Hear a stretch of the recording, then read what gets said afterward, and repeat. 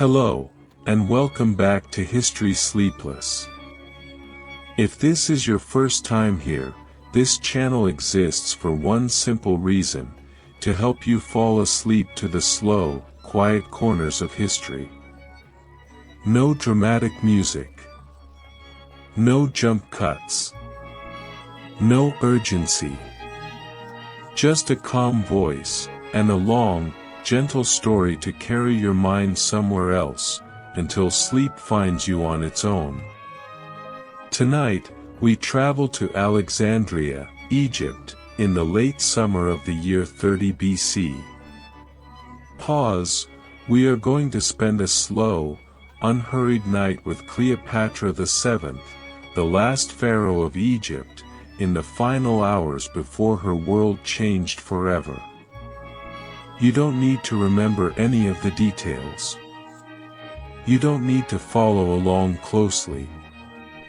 If you fall asleep in the next few minutes, take a moment to like the video and subscribe if you enjoy slow, cozy history for sleep. And let me know in the comments where you're listening from and what time it is in your part of the world. Just let the words wash over you, like warm water, like the slow flooding of the Nile. Get comfortable. Turn the lights down. Let your shoulders drop away from your ears. Let your jaw unclench. And let's begin. The city of glass and marble. Picture Alexandria. Not Egypt as you might imagine it, not sand dunes stretching endlessly, not pyramids rising from empty desert. Alexandria was something else entirely. It was a Greek city, built on the northern coast of Egypt, its wide avenues lined with white marble, its harbor guarded by a lighthouse so tall that sailors said you could see its flame from 40 miles out at sea. That lighthouse was called the Pharos. It was one of the 7 wonders of the ancient world, and it stood watch over Alexandria's harbor for Cleopatra's entire life, its fire never quite going out. Let that image settle in your mind. A tower of white stone. A flame at its peak. The dark sea beyond, calm and endless. Alexandria had been built 300 years before Cleopatra was born, by a young conqueror named Alexander the Great. He never got to see the city finished. He died young, far from home, but the family he left behind to rule Egypt became known as the Ptolemies. Say that name slowly in your mind. Ptolemy. It comes from Greek, and it would have sounded almost musical to Cleopatra's ears, because, and here's the first secret, Cleopatra wasn't really Egyptian at all. She was Greek. Macedonian Greek, to be precise, descended from one of Alexander's own generals, a soldier named Ptolemy who had claimed Egypt for himself after Alexander's death and started a dynasty that would rule for 3 centuries. For almost the entire 300 years the Ptolemies sat on Egypt's throne, none of them bothered to learn the Egyptian language. They lived in Alexandria, spoke Greek, worshipped Greek gods alongside Egyptian ones, and looked out at the country they ruled almost like distant landlords. Cleopatra was different. She was, as far as we know, the very first Ptolemaic ruler in 300 years to actually learn Egyptian. Not just Egyptian, Ethiopian, Hebrew, Aramaic, the language of the Medes, the language of the Parthians, Latin, and of course her native Greek. Historians who wrote about her, even ones who didn't particularly like her, admitted that she rarely needed a translator, no matter who came to her court. Think about what that meant. A queen who could speak directly to farmers along the Nile in their own language, who could greet a Roman general in his own Latin, who could read the older texts in Egyptian temples without anyone translating for her.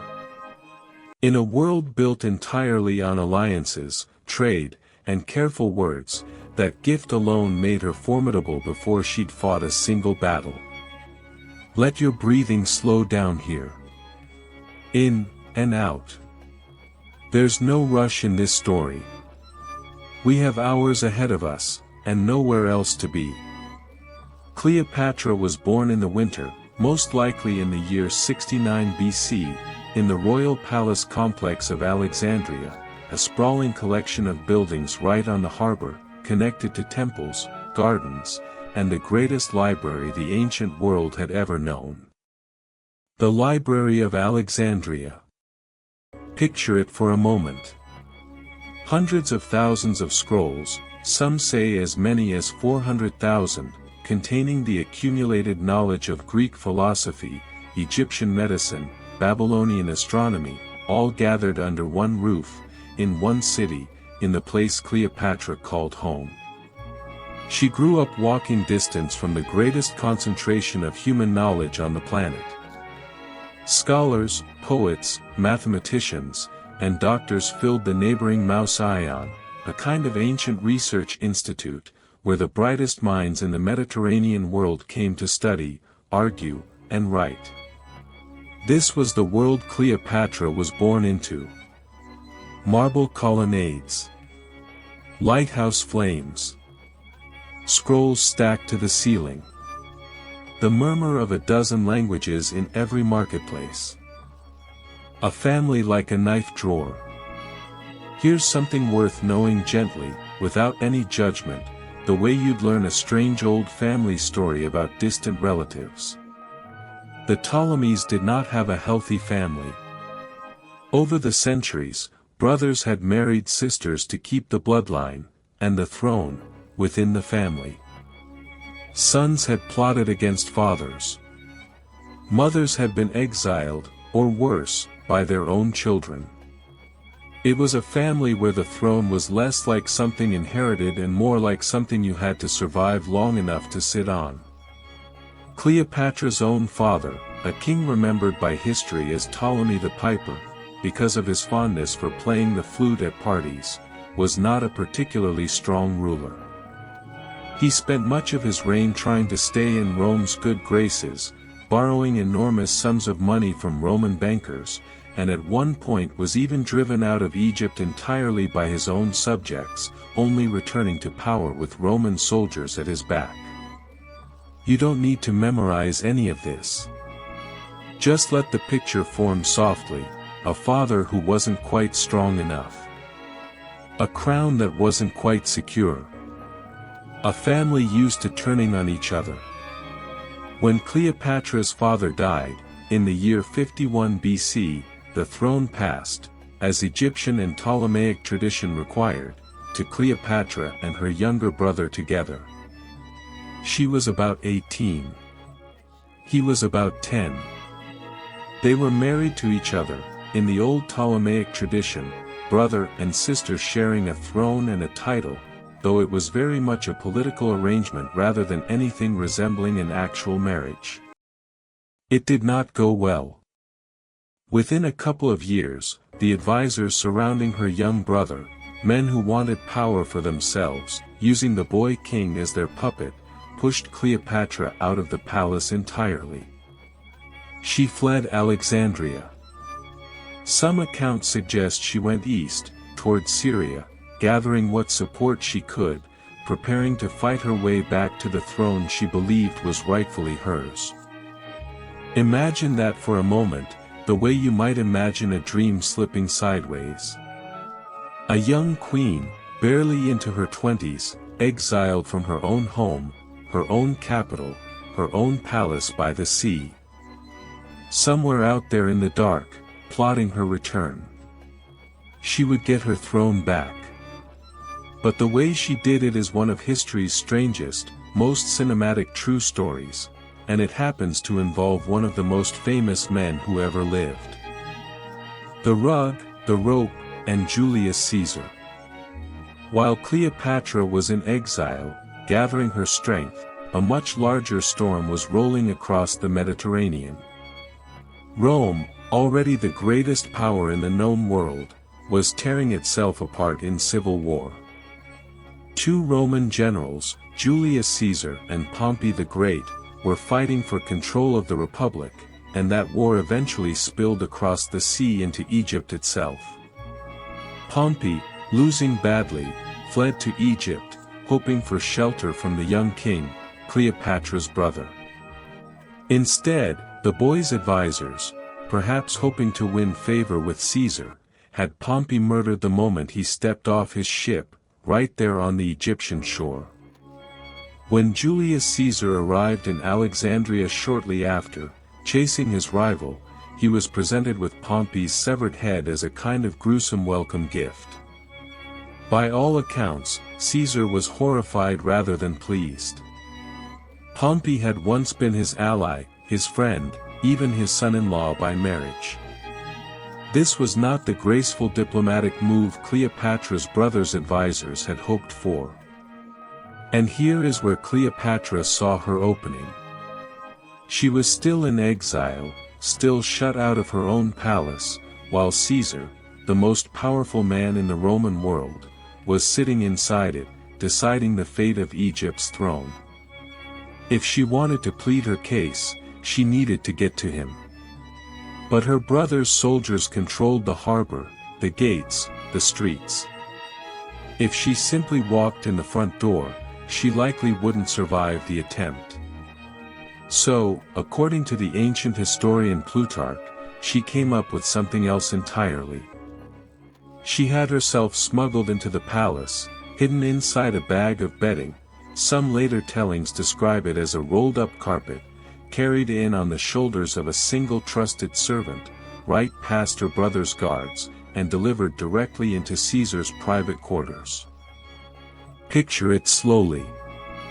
The soft dark inside the bundle. The servant's steady footsteps through torch-lit corridors. The guards who never thought to check the bedding rolls. And then, the bag set down, and unrolled, and out stepped a queen, dust on her clothes, but chin high, straight into the presence of the most powerful man in the world. Whatever Caesar expected that evening, it wasn't this. By most accounts, he was thoroughly charmed. Not necessarily by beauty alone, we'll talk about that in a little while, but by her audacity, her intelligence, the sheer nerve of the move itself. Here was a queen willing to smuggle herself past armed guards, betting everything on one meeting, one conversation, one chance to make her case in person rather than through messengers and letters. Caesar decided to back her claim to the throne. Fighting broke out between Caesar's small Roman force and her brother's much larger Egyptian army, a conflict historians now call the Alexandrian War. It was dangerous. At one point, Caesar himself reportedly had to swim for his life when a bridge collapsed beneath him, though he supposedly kept important papers dry by holding them above his head the whole time. In the end, Caesar's side won. Cleopatra's young brother drowned in the Nile while fleeing the battle. And Cleopatra, still in her early 20s, was restored to the throne of Egypt, this time with Rome's most powerful general standing beside her. You can let your mind drift a little here if it wants to. There's no need to hold on to every detail. Just the shape of the story, a queen in exile, a bold and unlikely entrance, a war, and a throne reclaimed. Take a slow breath in. And let it out. Rome, a sun, and a winter of daggers. After the war, Caesar stayed in Egypt for a while. Some accounts suggest a leisurely cruise down the Nile with Cleopatra, visiting ancient temples, taking in the enormous scale of a civilization already thousands of years old by the time Rome existed at all. In the year 47 BC, Cleopatra gave birth to a son. She named him Caesar Ion, a name that essentially means Little Caesar. She maintained, for the rest of her life, that Julius Caesar was the boy's father, though Caesar himself, cautious about Roman politics, never formally acknowledged him as such back in Rome. Still, The message was clear enough to anyone paying attention. Cleopatra wasn't simply forming an alliance with Rome's most powerful man. She was tying her bloodline, and Egypt's future, directly to his. At one point, Cleopatra even traveled to Rome itself, staying in one of Caesar's properties across the Tiber River, an almost unheard of thing for a foreign queen to do. Roman society, deeply conservative and more than a little suspicious of foreign monarchs, especially female ones, did not entirely know what to make of her. Some Roman writers, years later, painted her visit in the worst possible light, hinting that Caesar meant to make himself a king with Cleopatra as his queen, foreign and dangerous, undermining the Roman Republic from within. It's hard to know how much of that was true and how much was political propaganda, invented after the fact by people who had their own reasons to make Cleopatra into a villain. Whatever the truth, it didn't matter for very long. In March of the year 44 BC, on a date the Romans called the Ides of March, Julius Caesar was murdered in the Roman Senate, stabbed more than 20 times by a group of senators who believed they were saving the Republic from a king in all but name. Cleopatra was still in Rome when it happened, or had only just left. Within weeks, she and her young son fled back to Egypt, back across that dark blue sea, back to the marble city and the lighthouse flame, leaving Rome to fall into chaos without her. Let that image rest in your mind for a moment, a ship at night, sails catching what wind there is, a queen standing at the rail with her son beside her, Rome disappearing slowly behind them into darkness. She had lost her most powerful ally. But Cleopatra had survived worse. And soon enough, a new man would rise out of Rome's chaos, someone who would change the rest of her story completely. Pause 6 seconds. Let the listener rest here if they've drifted off. If you're already asleep, that's wonderful. Just let my voice carry on in the background. There's nothing you need to catch. We'll still be here in the morning, and so will the rest of the story. For everyone still listening, let's keep going, slowly. The Golden Barge and Mark Antony.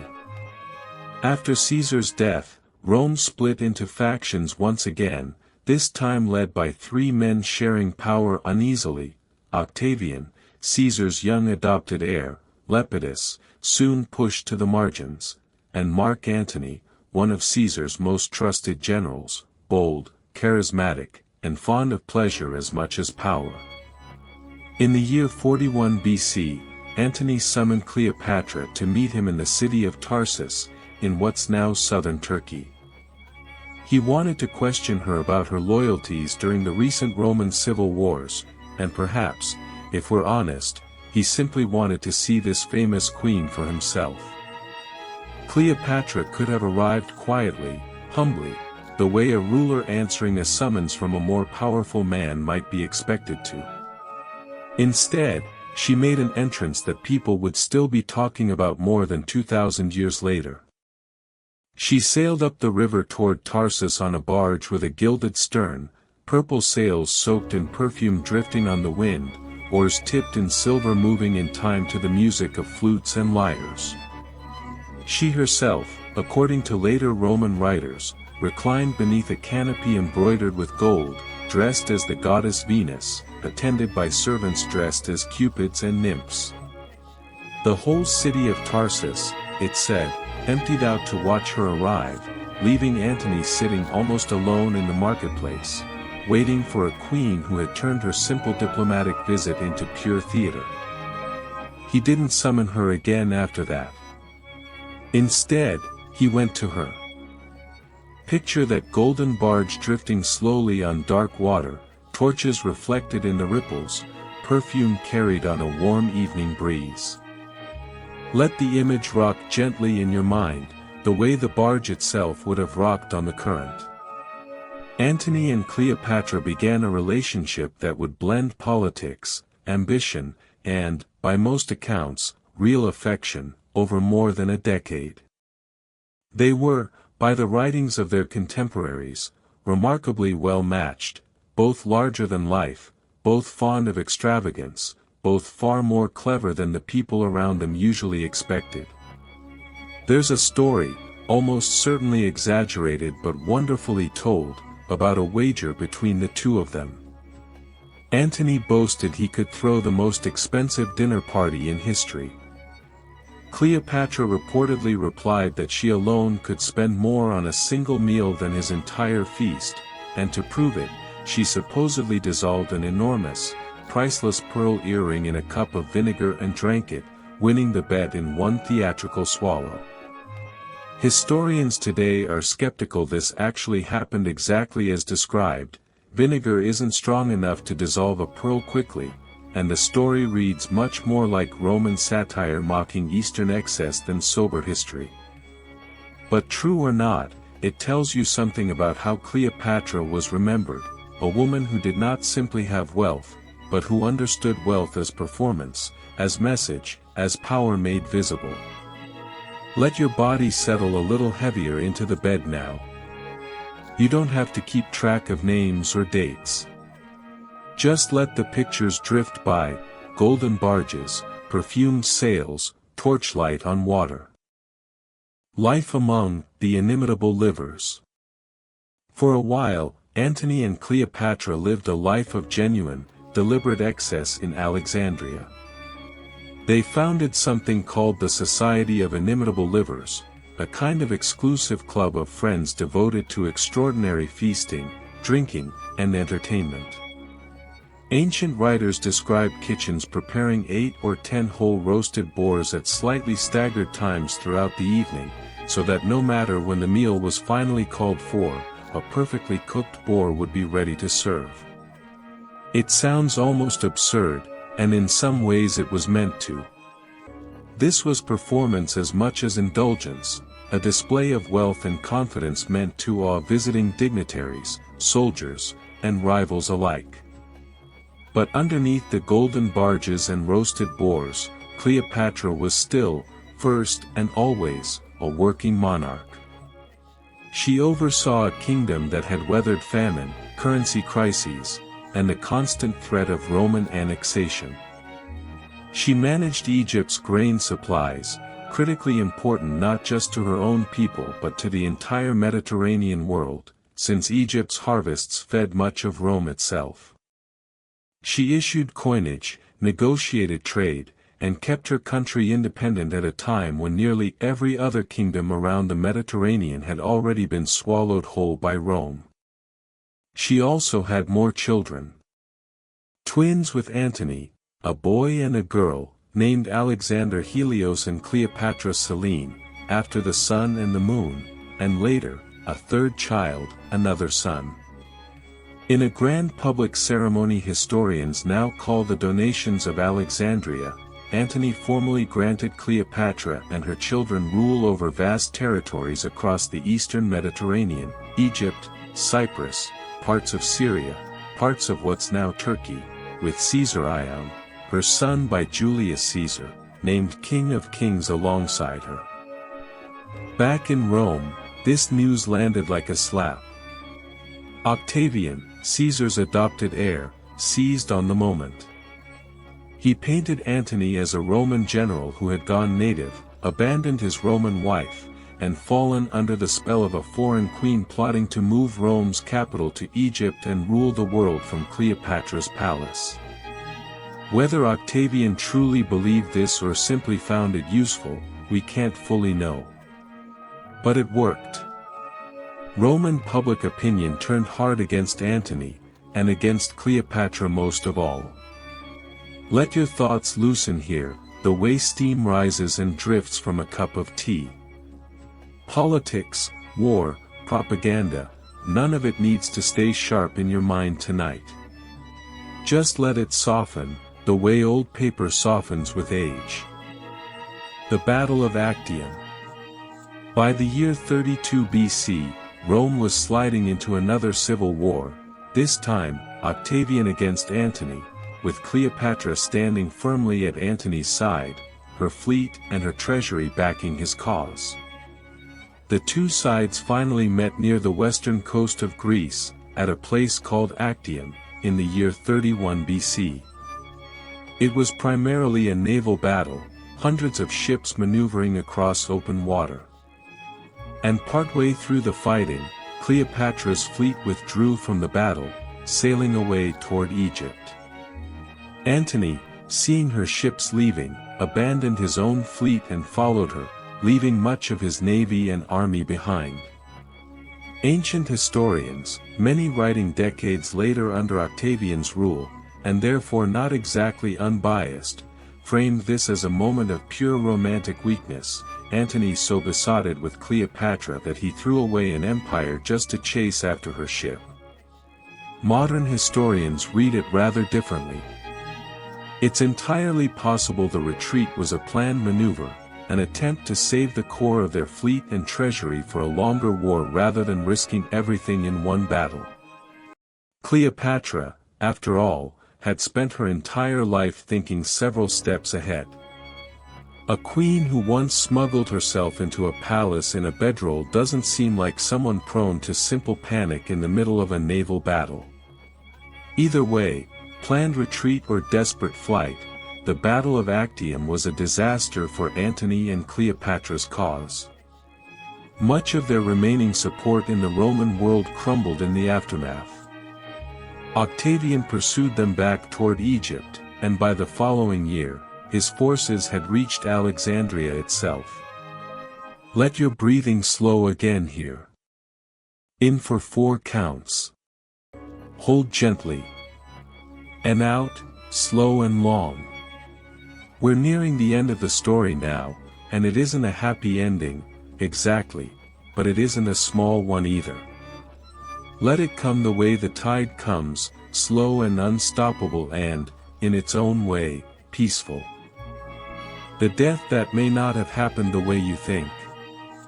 With Octavian's forces closing in on Alexandria in the year 30 BC, the end of the story most people know goes something like this. Antony, believing a false report that Cleopatra had already died, fell on his own sword. Mortally wounded, he was carried to Cleopatra, who had barricaded herself inside her half-finished mausoleum along with her treasure, and he died in her arms. Then, according to the most famous version of events, Cleopatra, facing capture, facing the humiliation of being paraded through the streets of Rome in chains as a conquered enemy, chose to die on her own terms. The story says she had a poisonous snake, an asp, smuggled to her inside a basket of figs, and allowed it to bite her, dying quietly and, according to Roman writers eager to romanticize it, quite beautifully, dressed in her full royal regalia. It's one of the most famous death scenes in all of history. It's also, very likely, not exactly what happened. Here's the truth as historians understand it. There is no solid, contemporary evidence for the snake story at all. The ancient writers who described it, including Plutarch, our best source, writing more than a century after Cleopatra died, openly admitted that nobody really knew for certain how she died. The guards who found her body reported no snake anywhere in the room. There were, however, 2 small puncture marks on her arm, which later writers assumed must have come from a snake bite, though they could just as easily have come from something else entirely, including a needle used to introduce a fast-acting poison. Some modern historians think it's more likely Cleopatra used a poisonous ointment or a prepared toxic mixture, something she may have researched carefully in advance, given her genuine interest in medicine, toxicology, and pharmacology, subjects she reportedly studied throughout her life, possibly even writing about them herself. Think about that for a moment, a queen who may have spent years quietly studying poisons, understanding exactly which substances would bring a swift, painless death, planning for the possibility of capture long before it ever became a real threat. Not a woman overtaken by tragedy in a moment of despair, but a woman managing even the end of her own story with the same intelligence and control she'd shown her entire life. We'll never know for certain. The asp in the basket of figs makes for a better legend than a documented fact, and legends, once they take hold, tend to outlive the truth entirely. What we do know is this: Cleopatra died in August of the year 30 BC, at around 39 years old, having ruled Egypt for roughly 2 decades, a genuinely difficult and impressive feat in an era when kings and queens across the Mediterranean were falling to Rome one after another. With her death, the Ptolemaic dynasty, 300 years after that first general named Ptolemy claimed Egypt for himself, came to an end. Octavian annexed Egypt directly into Roman territory. Cleopatra's son Caesar Ion was killed shortly afterward on Octavian's orders, a threat to Roman power too direct to ignore. Her other children, the twins and their younger brother, were taken to Rome, raised in the household of Octavian's sister. You don't need to hold on to the sadness of that ending. Every story like this one carries loss inside it. Let it drift past, gently, like a boat passing under a bridge at night. It's part of the story, but it doesn't have to weigh on you. What the legend got wrong. Before we close things out tonight, let's settle a few last, quiet details, the kind of things that are nice to know, even if you won't remember them by morning. The image most people carry of Cleopatra, the great beauty, the seductress who ensnared 2 of Rome's most powerful men through looks alone, probably isn't quite accurate. The clearest evidence we have of her actual appearance comes from coins minted during her own lifetime, which show a woman with a strong, prominent nose, a jutting chin, and sharp, angular features, striking, certainly, and clearly meant to convey strength and authority, but not the soft, symmetrical beauty later paintings and films would give her. The Roman biographer Plutarch, writing decades after her death, said as much directly, that her beauty, by itself, was not said to be the kind that stopped onlookers in their tracks. What made her irresistible, he wrote, was the combination of things around her beauty, her voice, often compared to a finely tuned instrument, capable of shifting effortlessly between languages, her wit, her charm in conversation, the simple, magnetic force of her intelligence in a room.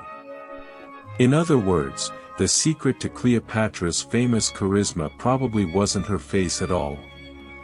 It was everything she said, and how she said it, and the sense, which by all accounts was very real, that she was almost always the most capable person in any room she walked into, be it a war council, a royal court, or a dinner party for visiting Roman generals.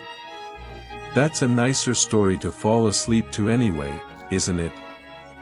Not a woman who won 2 of history's most powerful men through beauty alone, but one who won them through sheer, formidable brilliance, who ran a kingdom in 9 languages, understood medicine and poison and diplomacy and finance, and staged some of the most unforgettable entrances in recorded history because she understood, better than almost anyone else of her time, the power of a good. Alexandria at dusk.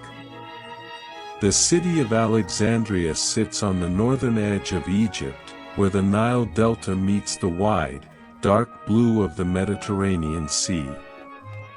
In the late summer of 30 BC, the air over the harbor was warm and heavy, carrying the smell of salt water, baked clay, and the faint sweetness of overripe figs sold in baskets along the docks. As the sun lowered itself behind the western hills, the sky above Alexandria turned a soft shade of orange, then rose, then a deep and quiet violet.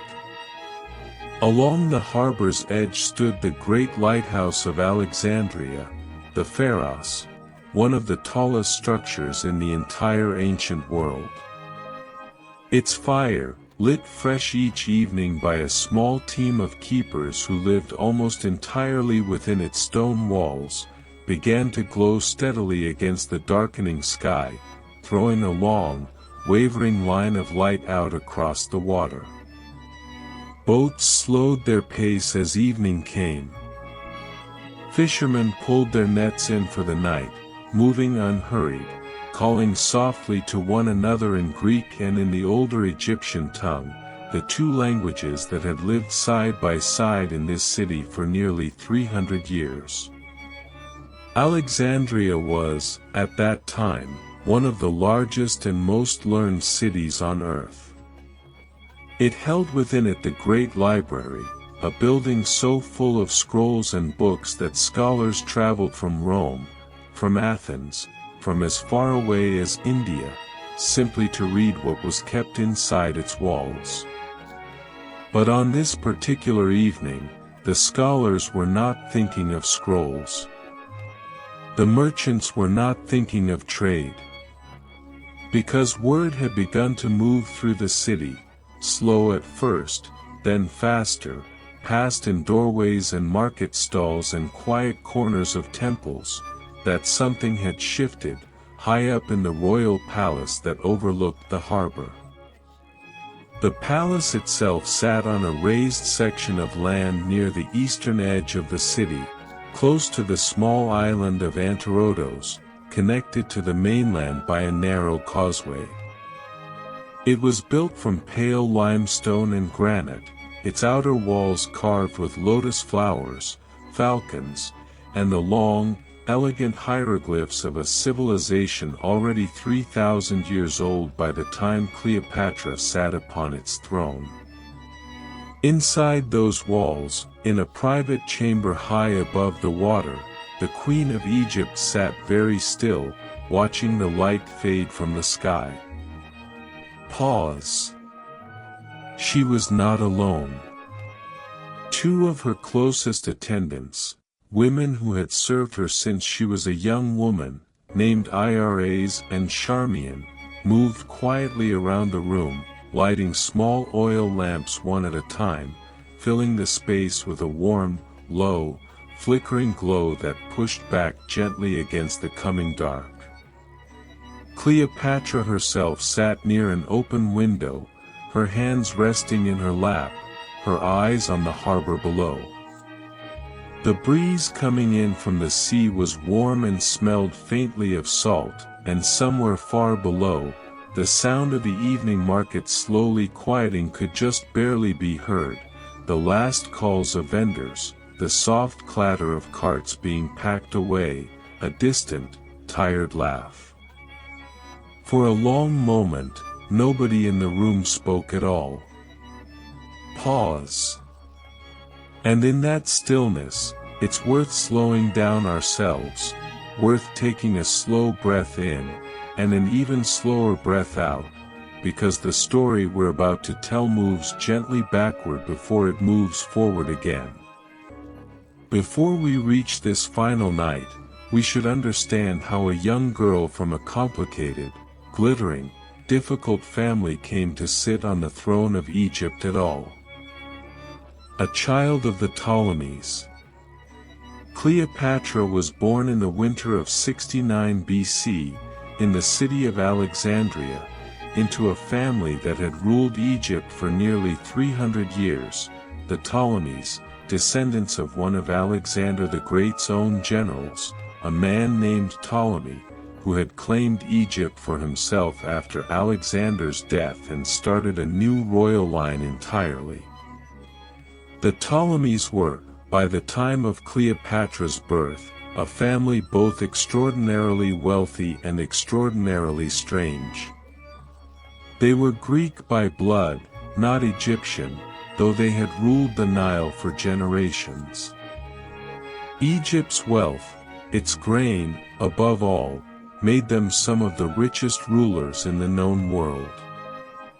But that wealth came bundled with a family history full of sharp turns, siblings marrying siblings to keep the bloodline pure, brothers exiling sisters, sisters plotting against brothers, all of it playing out behind the same limestone palace walls where Cleopatra took her first steps as a child. she grew up surrounded by scrolls. Alexandria's great library, and its slightly smaller companion at the Temple of Serapis, held what may have been the largest collection of written knowledge anywhere on Earth at that time. Some ancient sources suggest several 100,000 scrolls, covering mathematics, medicine, astronomy, poetry, and history from Greece, Egypt, Persia, and beyond. Unlike most rulers of her era, Cleopatra was, by nearly every ancient account, genuinely well-educated, not simply tutored in the polite manners expected of a princess, but trained seriously in rhetoric, philosophy, and languages. Ancient historians later wrote that she could speak with visiting delegations from many different nations without needing a translator at all, something almost no other Ptolemaic ruler before her had ever bothered to learn. Egyptian, Ethiopian, Hebrew, Arabic, and several others were said to be among the languages she used comfortably. It's worth pausing here, gently, to picture her as a girl, not yet a queen, not yet a name that would echo for 2,000 years, just a curious child, walking the cool marble corridors of a palace by the sea, listening to old philosophers argue in the courtyard, watching boats come and go from the greatest harbor in the ancient world. Her father, Ptolemy XII, was not a particularly strong or respected ruler. He depended heavily on Rome, already, by this point in history, the rising power of the entire Mediterranean world, to keep his own throne secure, borrowing money, offering favors, doing what he could to avoid being swallowed up by Roman ambition. When he died in 51 BC, he left the throne jointly to two of his children, Cleopatra, then 18 years old, and her younger brother, Ptolemy XIII, who was only about 10. Joint rule between siblings, often married to one another, in the old Ptolemaic tradition, rarely stayed peaceful for long. And it didn't here either. Within a few short years, Cleopatra had been pushed out of Alexandria entirely by her brother's advisors, forced to retreat and gather what support she could beyond the city's walls. Pause. It would have been easy, at that point, for her story to end quietly there, one more minor royal, pushed aside in a long and tangled family history. But it didn't. Because in the summer of 48 BC, a Roman general named Julius Caesar arrived in Alexandria, chasing a political rival across the Mediterranean. And Cleopatra, exiled from her own capital, needed exactly the kind of powerful ally that Rome could offer. The harbor, Caesar, and a kingdom reclaimed. The story is often told with more theater than the historical record can fully support. A young queen said to have been smuggled into the palace rolled inside a carpet, or a bedroll, to reach Caesar without her brother's guards noticing. Whether it happened exactly that way or not, what we know with more confidence is this: Cleopatra found a way to reach Julius Caesar directly, privately, and present her case as the rightful ruler of Egypt. She was, by every account, remarkably persuasive. Caesar, one of the most powerful men in the ancient world, chose to support her claim to the throne over her brothers. Fighting broke out in Alexandria itself, soldiers moving through the same streets, the same harbor, the same palace grounds we described just a few minutes ago, and by the time it ended, Cleopatra had been restored to power, with her young brother dead and Rome now firmly involved in Egypt's affairs. For the next several years, Egypt existed in a strange, careful balance. Cleopatra ruled as pharaoh, the last in a chain of rulers stretching back through the Ptolemies, and further still through the Egyptian pharaohs before them, all the way back to the age of the pyramids, already ancient even in her own time. She styled herself, in Egyptian religious tradition, as a living embodiment of the goddess Isis, mother, protector, ruler of the natural order, appearing before her people in ceremonial dress associated with that role during religious festivals along the Nile. At the same time, she maintained an increasingly important relationship with Rome, first through Caesar, with whom she had a son, Caesar Ion, and later, after Caesar's assassination in 44 BC sent Rome into years of civil war, through a Roman general named Mark Antony.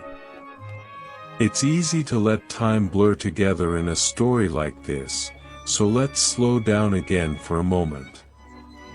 Pause, picture the Nile itself, wide and slow and brown-green, flowing quietly past fields of wheat and flax, past small mud brick villages where farmers had worked the same land in almost exactly the same way for thousands of years, largely untouched by the political dramas playing out in Alexandria's palace. Egypt's true wealth was never really the throne room, it was this river, and the grain it produced, enough to feed not just Egypt itself but much of the Roman world as well. That grain, that wealth, and Egypt's strategic position along the Mediterranean, made the kingdom something Rome could never quite ignore. And that, more than anything else, is what shaped the final years of Cleopatra's reign. Antony, and a slowly closing door. Mark Antony arrived in the eastern Mediterranean in the late 40s BC as one of the three men then sharing control of the vast Roman Republic.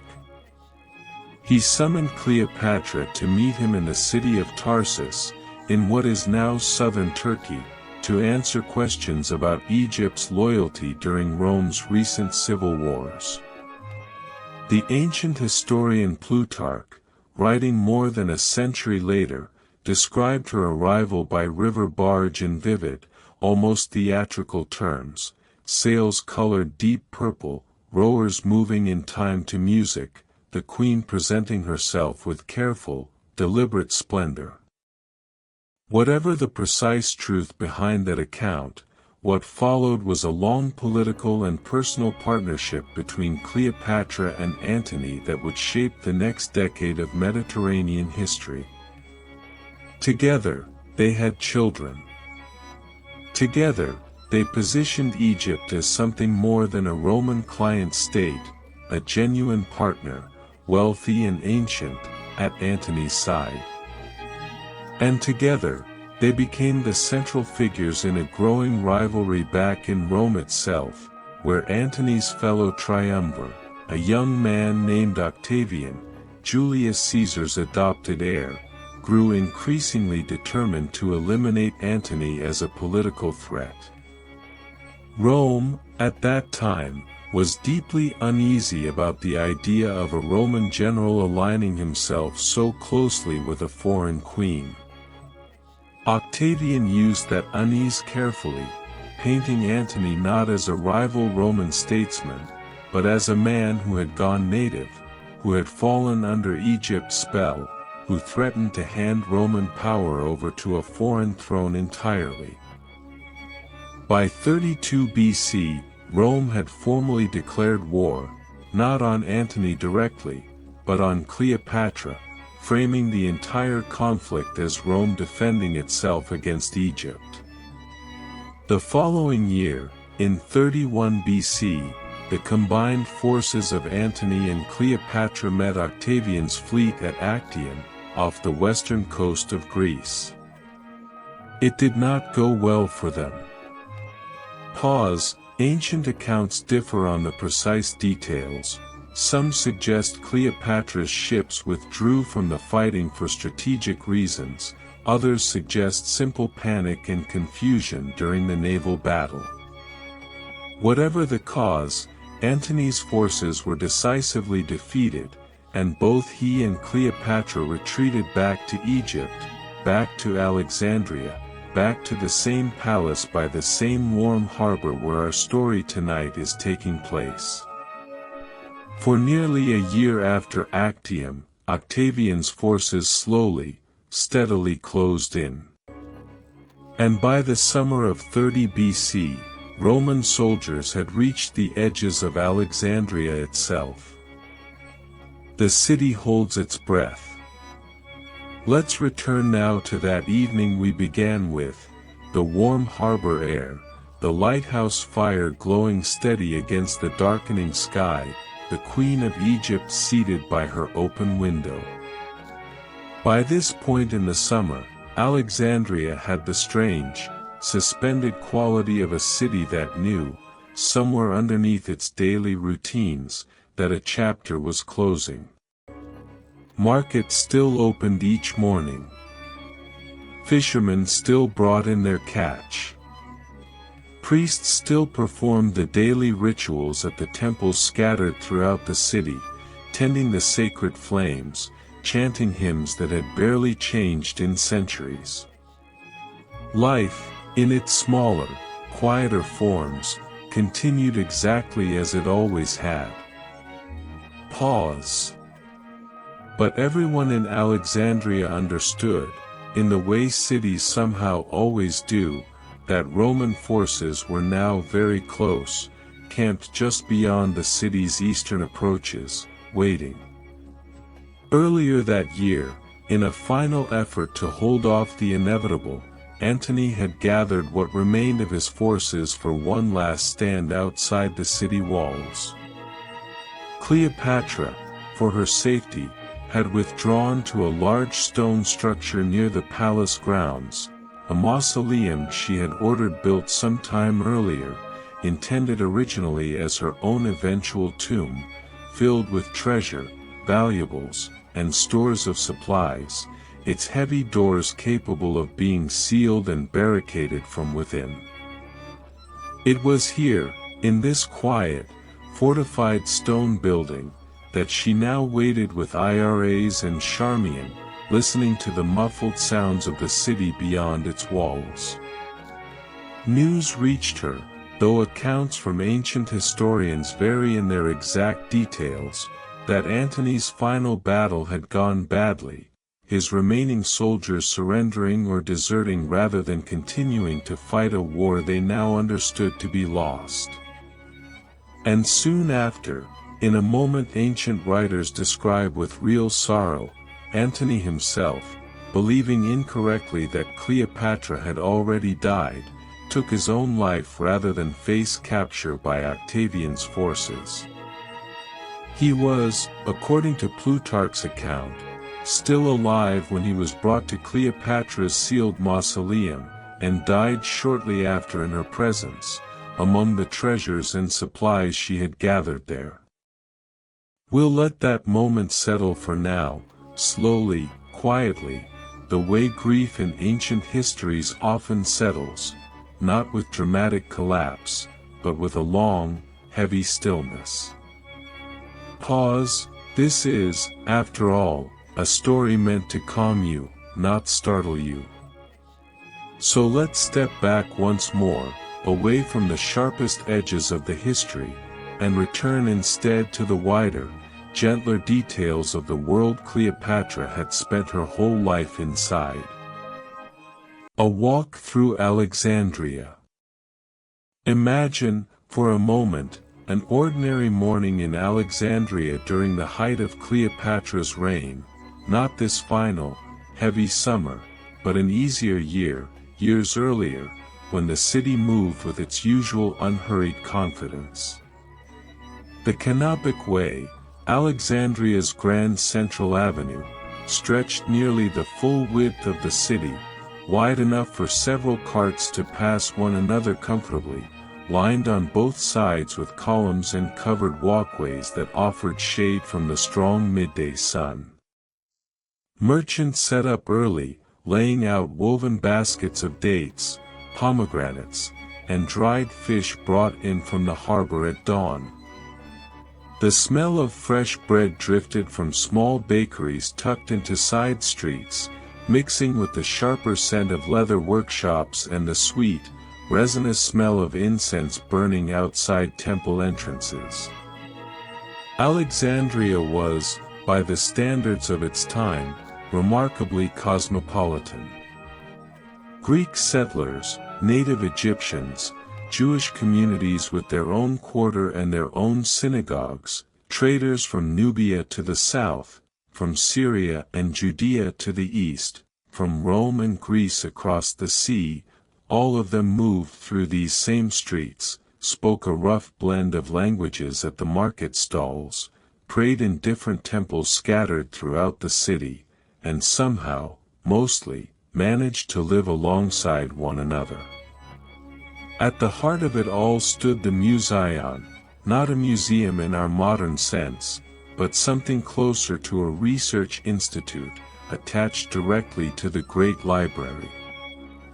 Scholars lived and worked there, supported by royal funding, dedicating their lives to mathematics, medicine, astronomy, and literature.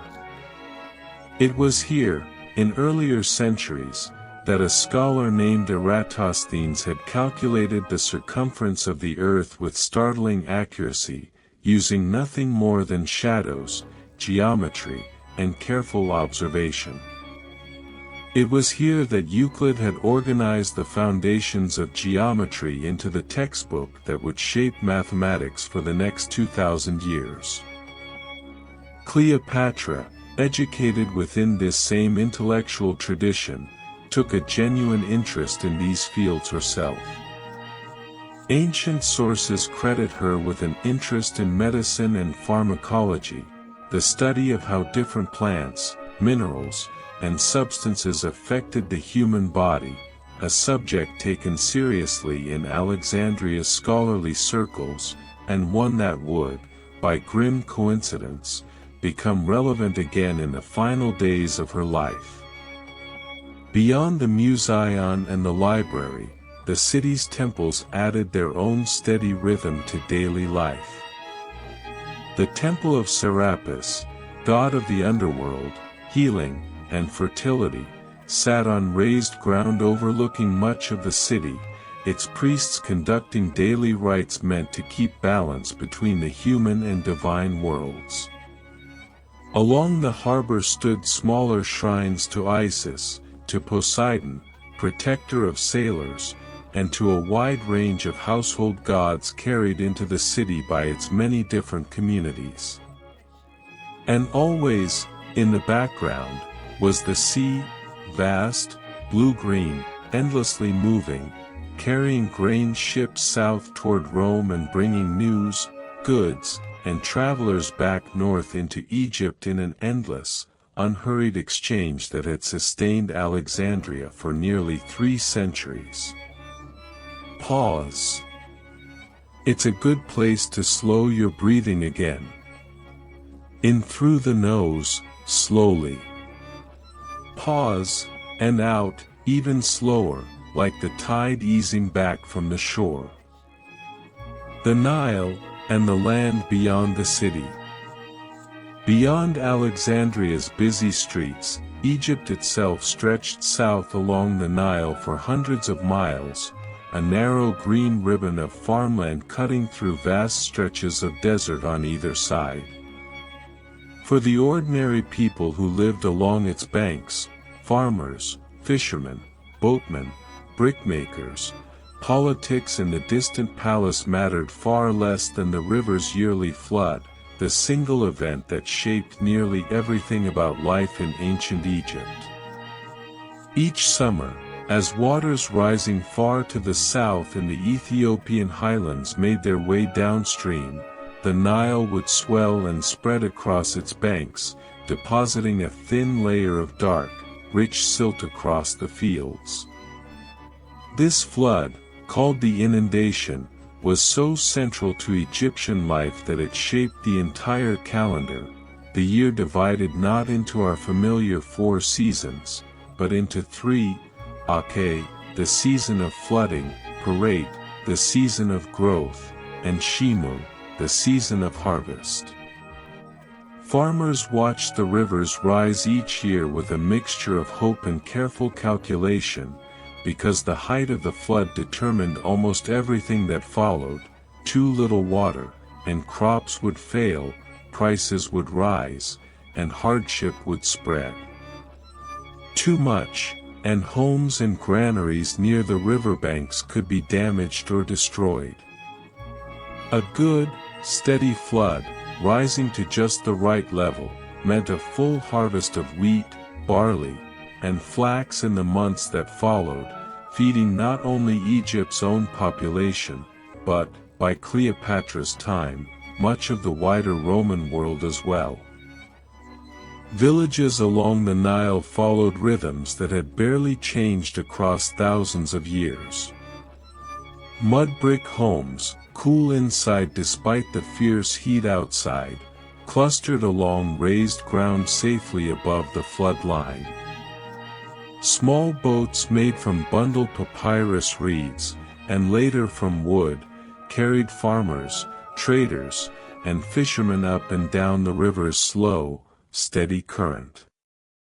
In the evenings, families gathered on flat rooftops to catch the cooling breeze, sharing simple meals of bread, onions, dried fish, and beer brewed from barley, the standard, everyday drink of ordinary Egyptians for thousands of years.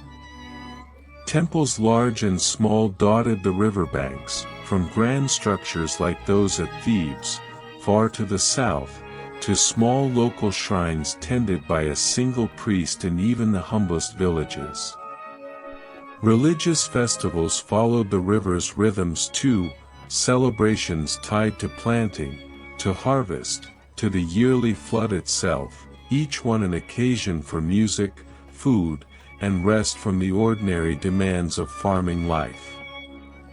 It's worth remembering, as our story moves back toward that final night in Alexandria, that this river, this quiet, steady, endlessly patient river, had already outlasted dozens of dynasties, hundreds of pharaohs, and thousands of years of history by the time Cleopatra was born.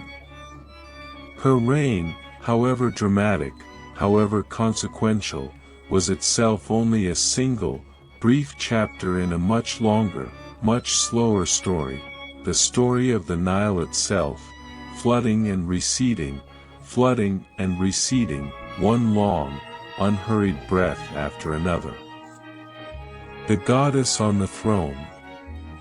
To understand Cleopatra fully, it helps to slow down and sit for a while with the religious world she was born into, a world where the line between ruler and deity was never entirely fixed, and where Egypt's oldest beliefs still shaped daily life along the Nile, even after 3 centuries of Greek-speaking pharaohs. Egyptian religion, by the time of Cleopatra's reign, was already ancient beyond easy imagining, its core myths, its gods, its temple rituals stretching back well over 2,000 years before her birth. At the center of it all stood a small handful of deities whose stories had been told and retold for so long that they had become woven into the very rhythm of Egyptian life: Osiris, god of the afterlife and rebirth; Isis, his devoted wife, goddess of magic, healing, and motherhood; and their son Horus, the falcon-headed god associated with kingship itself. The story of Isis and Osiris was, in many ways, the emotional heart of Egyptian religious life. According to the old myths, Osiris was murdered by his jealous brother Set, his body scattered across the land. Isis, through patience, love, and powerful magic, gathered the pieces of her husband back together, restored him long enough to conceive their son Horus, and then continued on as a protector, healer, and guide for the living, a goddess associated not with distant, unreachable power, but with the very human experiences of loss, devotion, and careful, determined love. It's easy to see why Cleopatra, and many Ptolemaic rulers before her, found it useful, and quite possibly genuinely meaningful, to associate themselves closely with Isis. Ancient sources describe Cleopatra appearing at religious festivals dressed in the traditional regalia associated with the goddess, a fringed gown, a headdress incorporating the sun disk held between cow's horns, presenting herself to her Egyptian subjects not simply as a foreign-descended queen, but as a living continuation of Isis herself, walking among her people. Temples to Isis could be found throughout Egypt during this period, from small local shrines along the Nile to grand complexes further south.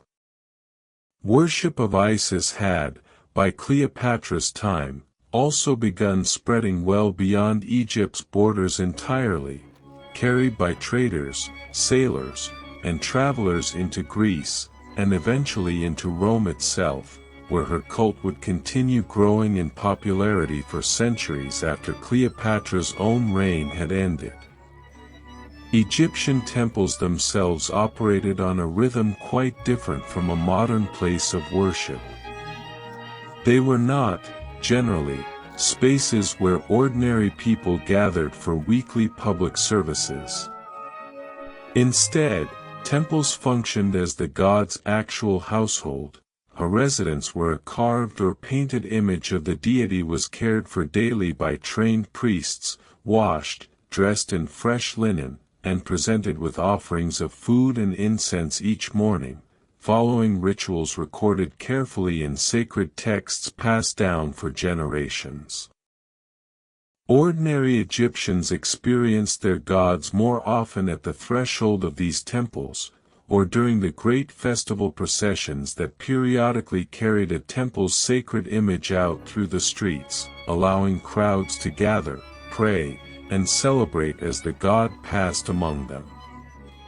These festivals were, by all accounts, joyful, noisy, colorful occasions, music, dancing, food stalls, and crowds lining the processional routes, a striking contrast to the quiet, careful rituals conducted daily inside the temple's inner chambers. Priesthood in Egypt was, similarly, a structured and highly respected profession, often running in families across generations, requiring careful training in ritual purity, temple administration, and the reading of hieroglyphic and hieratic texts.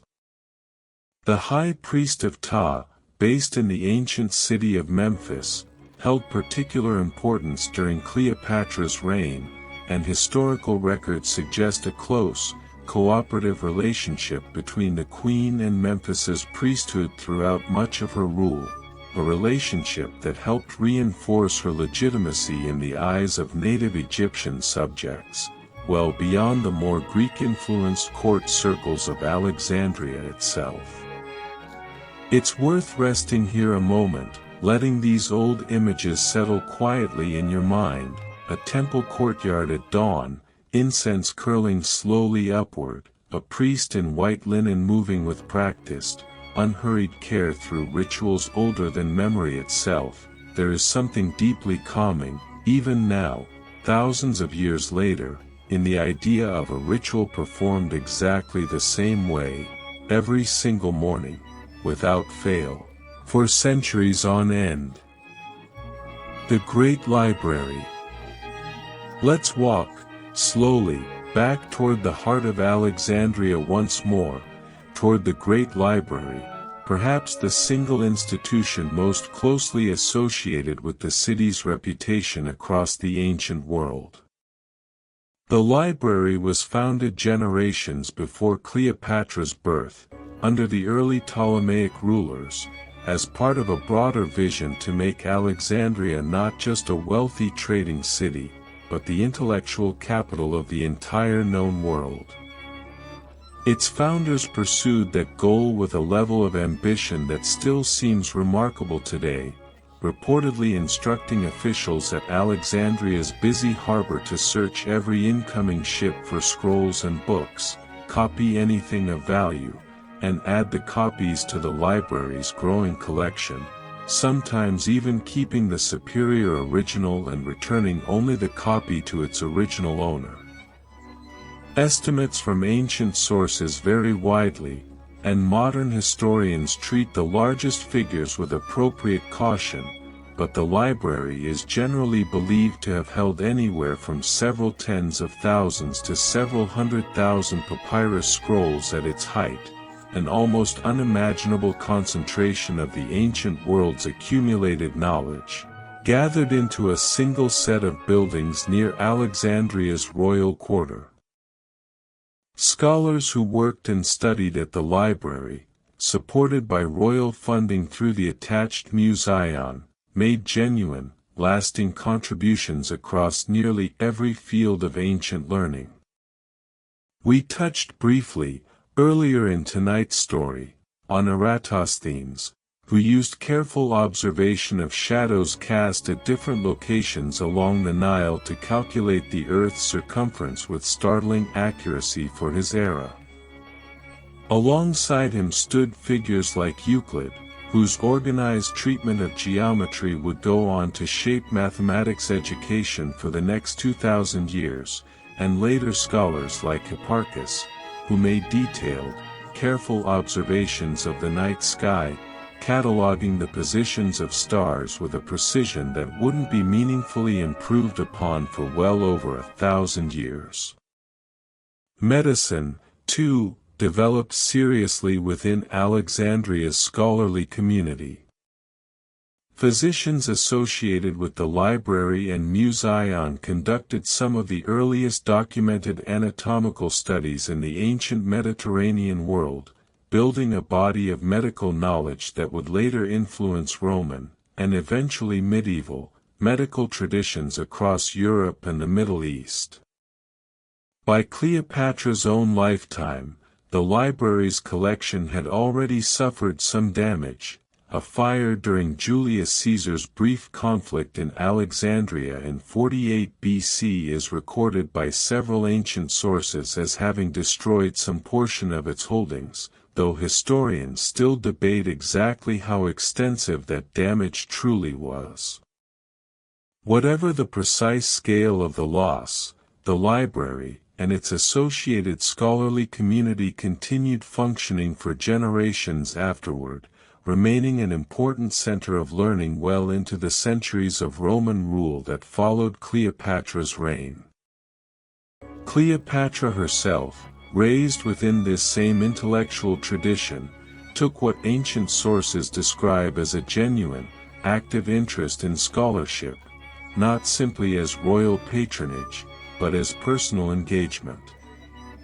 Later writers credited her with knowledge of medicine, botany, and the properties of various minerals and compounds, subjects taken with real scientific seriousness within Alexandria's scholarly circles, where careful observation and recorded experimentation, however different from modern scientific method, were already well-established practices. Picture, if it helps you settle further into sleep, the library's long, quiet reading halls in the late afternoon, sunlight falling in soft, angled bars across rows of neatly stored scrolls, the low, steady murmur of scholars discussing some fine point of astronomy or medicine in one corner, a single scribe carefully copying a damaged text onto fresh papyrus in another, the whole space holding the particular, hushed calm that libraries, in every era since, have somehow always managed to keep. The Ptolemaic inheritance. To understand the pressures Cleopatra faced in her final years, it helps to look further back, past her own reign, into the 3 centuries of Ptolemaic rule that came before her, a long, often turbulent family history that shaped both the wealth she inherited and the political dangers she was forced to navigate.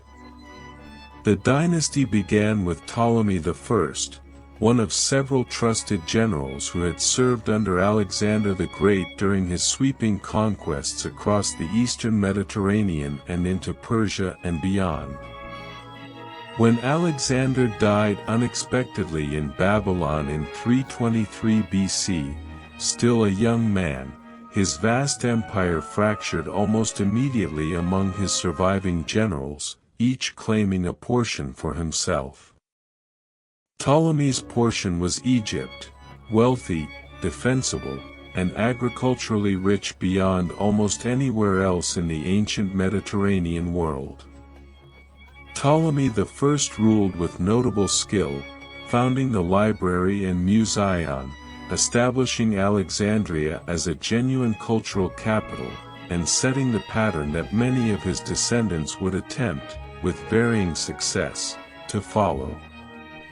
His successors expanded Egyptian influence at times, contracted it at others, and gradually developed the distinctive Ptolemaic style of rule that blended Greek administrative and cultural traditions with careful, deliberate engagement with Egypt's much older native customs, particularly around religion and the symbolism of pharaonic kingship.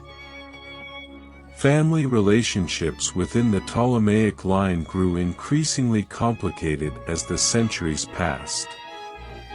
Following a practice with deep roots in ancient Egyptian royal tradition, though applied with particular intensity by the Ptolemies, siblings frequently married one another, intended both to keep the royal bloodline concentrated and to prevent outside families from gaining a foothold in succession disputes.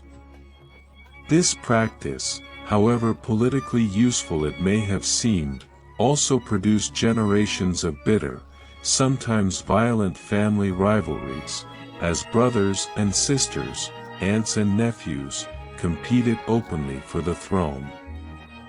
By the time of Cleopatra's own father, Ptolemy XII, the dynasty's internal stability had weakened considerably, and its independence from Rome had weakened right alongside it. Rome, by the 1st century BC, had become the dominant power across the entire Mediterranean world, and smaller kingdoms like Egypt increasingly found themselves navigating a difficult, delicate balance, technically independent, but practically dependent on Roman goodwill, Roman loans, and, when necessary, Roman military support to keep a shaky throne secure.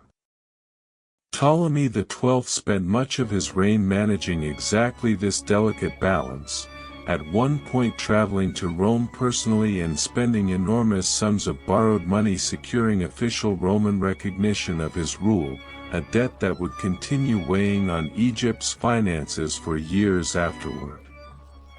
When he died in 51 BC, he left behind not just a throne, but this same complicated inheritance, vast wealth, genuine cultural achievement, and a kingdom increasingly dependent on the favor of a far more powerful neighbor across the sea.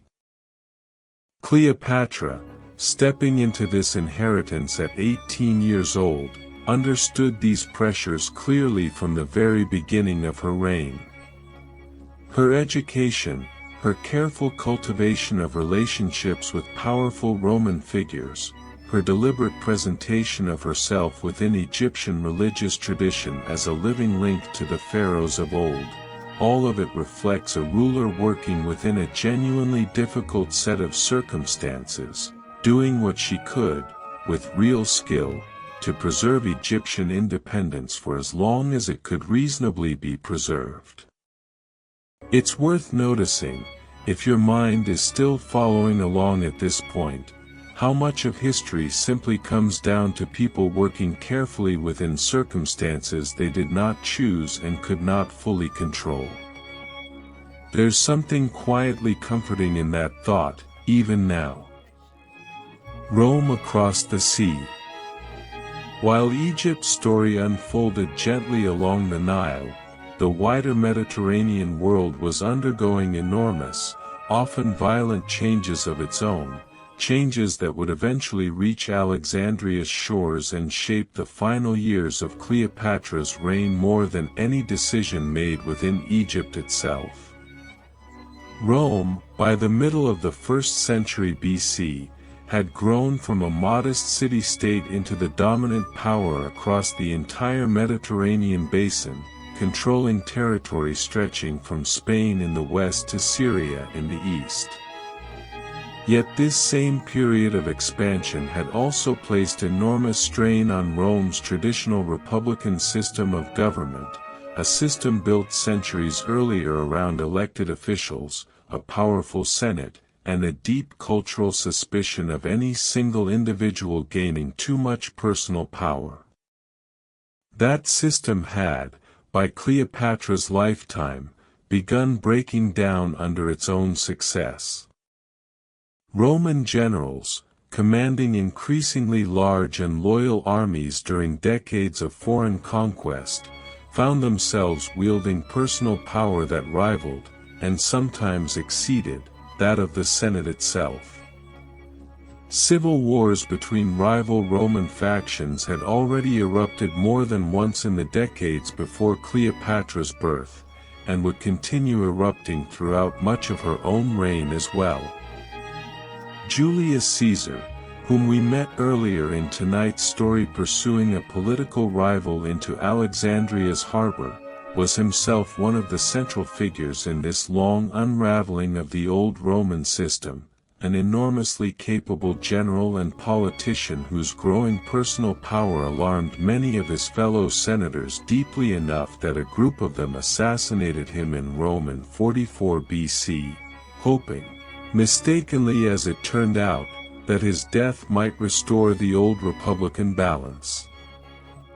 Instead, Caesar's assassination triggered more than a decade of further civil war, as different factions of Roman leadership fought for control of the enormous territory he left behind. Mark Antony, Caesar's trusted general and ally, emerged as one of the most powerful figures in this new struggle, eventually sharing formal power with two others in an arrangement historians call the Second Triumvirate: Antony himself, a lesser figure named Lepidus, and Caesar's own adopted heir, a calculating and patient young man named Octavian, who was only 19 years old when Caesar died, and not yet 30 by the time our story tonight reaches its final chapters.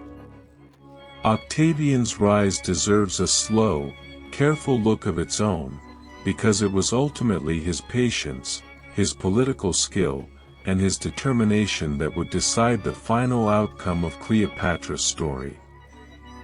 Where Antony was, by most ancient accounts, a charismatic, physically imposing military commander, more comfortable on a battlefield or at a soldier's campfire than navigating the quieter, more careful maneuvering of Roman political life, Octavian showed, even as a very young man, a remarkable talent for exactly that kind of careful, patient political calculation.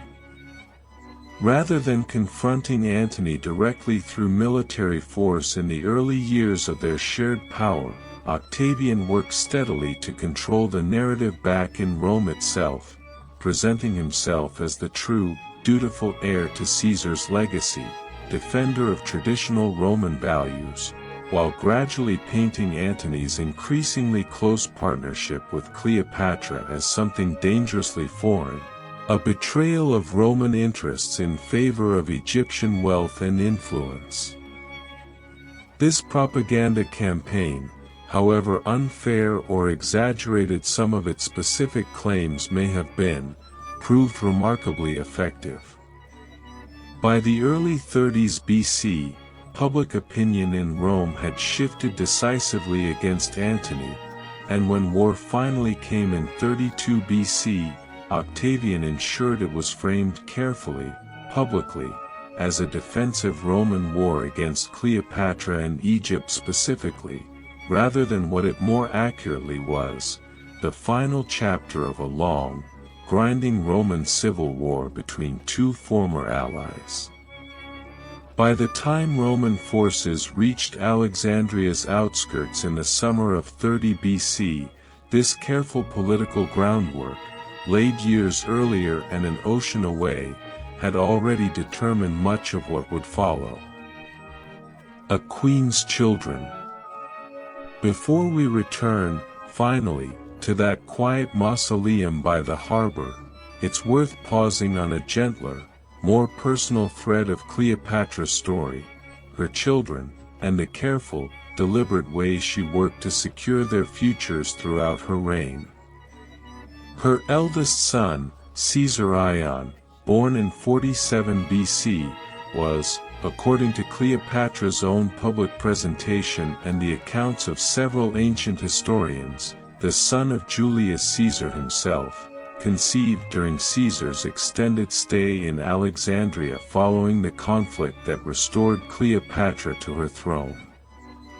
Caesar himself never formally acknowledged the boy as his legal heir back in Rome, where inheritance laws followed strict Roman rather than Egyptian custom, but within Egypt, Cleopatra worked steadily to present Caesar Ion as her co-ruler and eventual successor, giving him the formal title Ptolemy Caesar, and having him crowned alongside her in Egyptian religious ceremony as he grew older. With Mark Antony, Cleopatra had 3 more children, twins, a boy and a girl born in 40 BC, given the names Alexander Helios and Cleopatra Selene, meaning sun and moon respectively, followed by a younger son, Ptolemy Philadelphus, born several years later. In a ceremony historians now often refer to as the Donations of Alexandria, held in 34 BC, Antony formally granted these children rule over various territories across the eastern Mediterranean, a bold and, in Rome, deeply controversial arrangement that Octavian would later use as further evidence in his propaganda campaign against Antony's judgment and loyalty. Cleopatra Selene, the surviving daughter among these children, would go on to live a genuinely notable life of her own in the years following her mother's reign, eventually married, as part of a Roman-arranged alliance, to a North African king named Juba II, ruling alongside him over the kingdom of Mauritania, in what is now Morocco and Algeria, where she maintained many of the same Ptolemaic Egyptian traditions of her mother's court, including artistic and religious styles drawn directly from Alexandria, carried westward across the Mediterranean and preserved for another generation. It's a small, quiet thread of continuity worth holding onto as our story moves toward its close tonight, that even as one chapter of Ptolemaic Egypt ended, something of its culture, its style, its particular blend of Greek and Egyptian tradition, continued on for years afterward in a kingdom on the opposite side of the Mediterranean, carried there by a daughter who had grown up within the very palace walls we've spent so much of tonight's story exploring.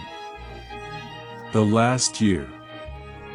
Let's move now, slowly and gently, through the final year of Cleopatra's reign, tracing the quiet, steady sequence of events that led, eventually, back to that harbor evening where our story began. Following the defeat at Actium in the autumn of 31 BC, Antony and Cleopatra returned separately to Egypt, both aware of how precarious their position had become. Octavian, rather than pursuing them immediately, spent the following months consolidating his control elsewhere across the eastern Mediterranean, settling the loyalty of various territories and legions, patient as ever, allowing the political and military situation in Egypt to weaken further before committing his forces to a final campaign. Cleopatra, during this uneasy period, worked carefully to secure whatever options remained available to her. Ancient sources describe efforts to explore possible escape routes for herself and her children, including a reported attempt to have several ships hauled overland across the narrow strip of land separating the Mediterranean from the Red Sea, hoping to sail her fleet, and perhaps herself, towards safety further east, away from Roman reach entirely. That plan, according to Plutarch's account, was abandoned after the ships were damaged. Whether by hostile forces or simple misfortune remains unclear from the surviving historical record. Through diplomatic channels, Cleopatra also attempted negotiations with Octavian directly, reportedly offering him significant wealth in exchange for allowing her children to retain some portion of Egyptian rule, even if her own position could no longer be preserved. Octavian, for his part, responded carefully and non-committally, aware that Cleopatra's cooperation, and access to Egypt's treasury, remained valuable to him regardless of how the final military situation played out. By the summer of 30 BC, Octavian's forces had advanced steadily along the coast toward Alexandria itself, meeting only limited resistance along the way. Antony made what preparations he could with his remaining loyal troops, and for a brief period in late July, achieved a small, encouraging victory in a skirmish just outside the city, a last, brief flicker of the military success that had defined much of his earlier career. It was a short-lived encouragement.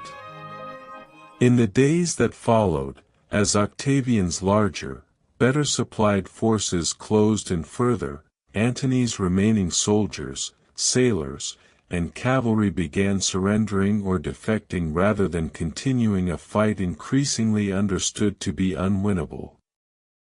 On the 1st of August, Alexandria itself fell to Octavian's forces with comparatively little further resistance. We touched earlier tonight on what followed: Cleopatra's retreat to the mausoleum, Antony's death in her presence, and the careful, tense negotiations that occupied the days immediately after. Let's rest there again for a moment, gently, before we return to that scene one final time. Notice, if you're still awake, how heavy your eyelids have likely become by now. That's exactly as it should be. Inside the mausoleum. Let's return now, gently, to the mausoleum overlooking Alexandria's harbor, where Cleopatra waited in the last days of her reign. The building itself was constructed from pale stone, its heavy doors reinforced with iron fittings, designed originally simply as a secure and dignified place for the queen's eventual burial, stocked in the meantime with gold, silver, ebony, ivory, precious stones, cinnamon, and other valuable goods, a treasury as much as a tomb. Inside, oil lamps burned low along the walls, their flickering light catching against polished stone and the dull gleam of stacked treasure. IRAs and Charmian remained close by, tending quietly to the queen's needs, speaking softly when they spoke at all. Octavian, aware of the wealth stored inside the mausoleum, and wary of Cleopatra destroying it out of spite or desperation, moved carefully in his final approach, reportedly sending envoys to negotiate rather than storming the building outright, hoping to secure both the queen and her treasury intact. Ancient historians describe a tense, careful period of negotiation and maneuvering in these final days, Cleopatra weighing her limited options, uncertain what fate Octavian intended for her and her children, aware that Rome's tradition of parading defeated foreign rulers through the streets during a triumphal procession was a very real possibility she wished, above almost anything else, to avoid. We won't dwell tonight on the sharper, sadder details of exactly how her story ended in the days that followed. This is, after all, meant to be a gentle telling, not a heavy one. What matters more, for our purposes tonight, is simply this, that in this final stretch of her life, surrounded by the treasures of a 300-year dynasty, in a stone building she herself had ordered built, overlooking the same warm harbor where fishing boats still came and went each evening, Cleopatra sat quietly with two women who had served her for years, watching the lamps burn low, listening to the distant, steady sound of the sea. It's a strange, human detail to hold on to, that even queens, even legends, even the very last pharaoh of a 3,000-year civilization, spent their final hours doing something as simple, as ordinary, as sitting quietly in lamplight, listening to the world outside continue on without them. What Alexandria remembered. In the centuries that followed, Alexandria itself continued on as one of the great cities of the ancient Mediterranean world, its library, its lighthouse, and its scholars remaining influential for generations after Cleopatra's reign ended and Egypt formally became a province of Rome. The Ptolemaic dynasty, the 300-year royal line that had begun with one of Alexander the Great's own generals, ended with Cleopatra. Egypt, independent in one form or another for nearly 3,000 years before her, would not be ruled by an Egyptian-based dynasty again for almost 2,000 years afterward. Historians across the centuries since have returned again and again to her story, sometimes shaping her into pure legend, a figure of romance and tragedy, sometimes working carefully to separate the historical Cleopatra from the many later plays, poems, and paintings inspired by her life. What survives most clearly, beneath the layers of later storytelling, is a picture of a genuinely capable, well-educated ruler, fluent in numerous languages, who spent more than 2 decades navigating an extraordinarily difficult position, leading an ancient, wealthy kingdom increasingly caught in the gravitational pull of an expanding Roman world, doing what she could, for as long as she could, to keep Egypt independent. She was, by the time her reign ended, 39 years old, having ruled Egypt for nearly 22 years, longer than most rulers of her era, male or female, Egyptian or otherwise. The business of a kingdom. It's easy, when a story focuses on wars and romances and dramatic final nights, to forget that Cleopatra spent the overwhelming majority of her 22 years on the throne simply governing, managing grain stores, adjusting coinage, settling disputes between officials, and keeping a genuinely enormous, complicated kingdom running smoothly year after year. Let's spend a slow, quiet stretch of tonight's story on that steadier, less dramatic side of her reign. Egypt's economy under the Ptolemies operated on a level of centralized organization that was, by ancient standards, remarkably sophisticated. Farmland along the Nile was carefully surveyed and recorded, with detailed records kept of expected yields, tax obligations, and land ownership, administered through a layered bureaucracy of local officials, regional governors, and, ultimately, the royal treasury in Alexandria itself. Grain, Egypt's single most valuable resource, was collected, stored in vast granaries, and distributed with careful planning, enough held back to guard against a poor flood year, enough exported to generate the wealth that funded the court, the military, and the grand building projects the Ptolemies were known for. Cleopatra took a close, active interest in this administrative machinery throughout her reign. Surviving papyrus documents from her rule, ordinary bureaucratic records, tax receipts, land grants, occasionally preserve traces of her direct involvement, including one famous surviving document bearing what many scholars believe to be her own handwritten authorization, a simple Greek word meaning, "Let it be done," added to a decree granting tax exemptions to a Roman associate. It's a small, quiet detail, but a striking one, actual physical evidence, still legible after 2,000 years, of the Queen personally reviewing and approving the ordinary paperwork of running her kingdom. Coinage, too, tells its own quiet story about her reign. Egyptian coins minted under Cleopatra show a notably realistic portrait style, a deliberate departure from the more idealized, flattering images many rulers preferred, depicting her with a strong, prominent nose and firm jawline rather than softened, generic royal features. Historians have long debated exactly what this choice reflects, whether it was intended to project strength and seriousness rather than conventional beauty, or simply a matter of the particular artistic style favored during her reign.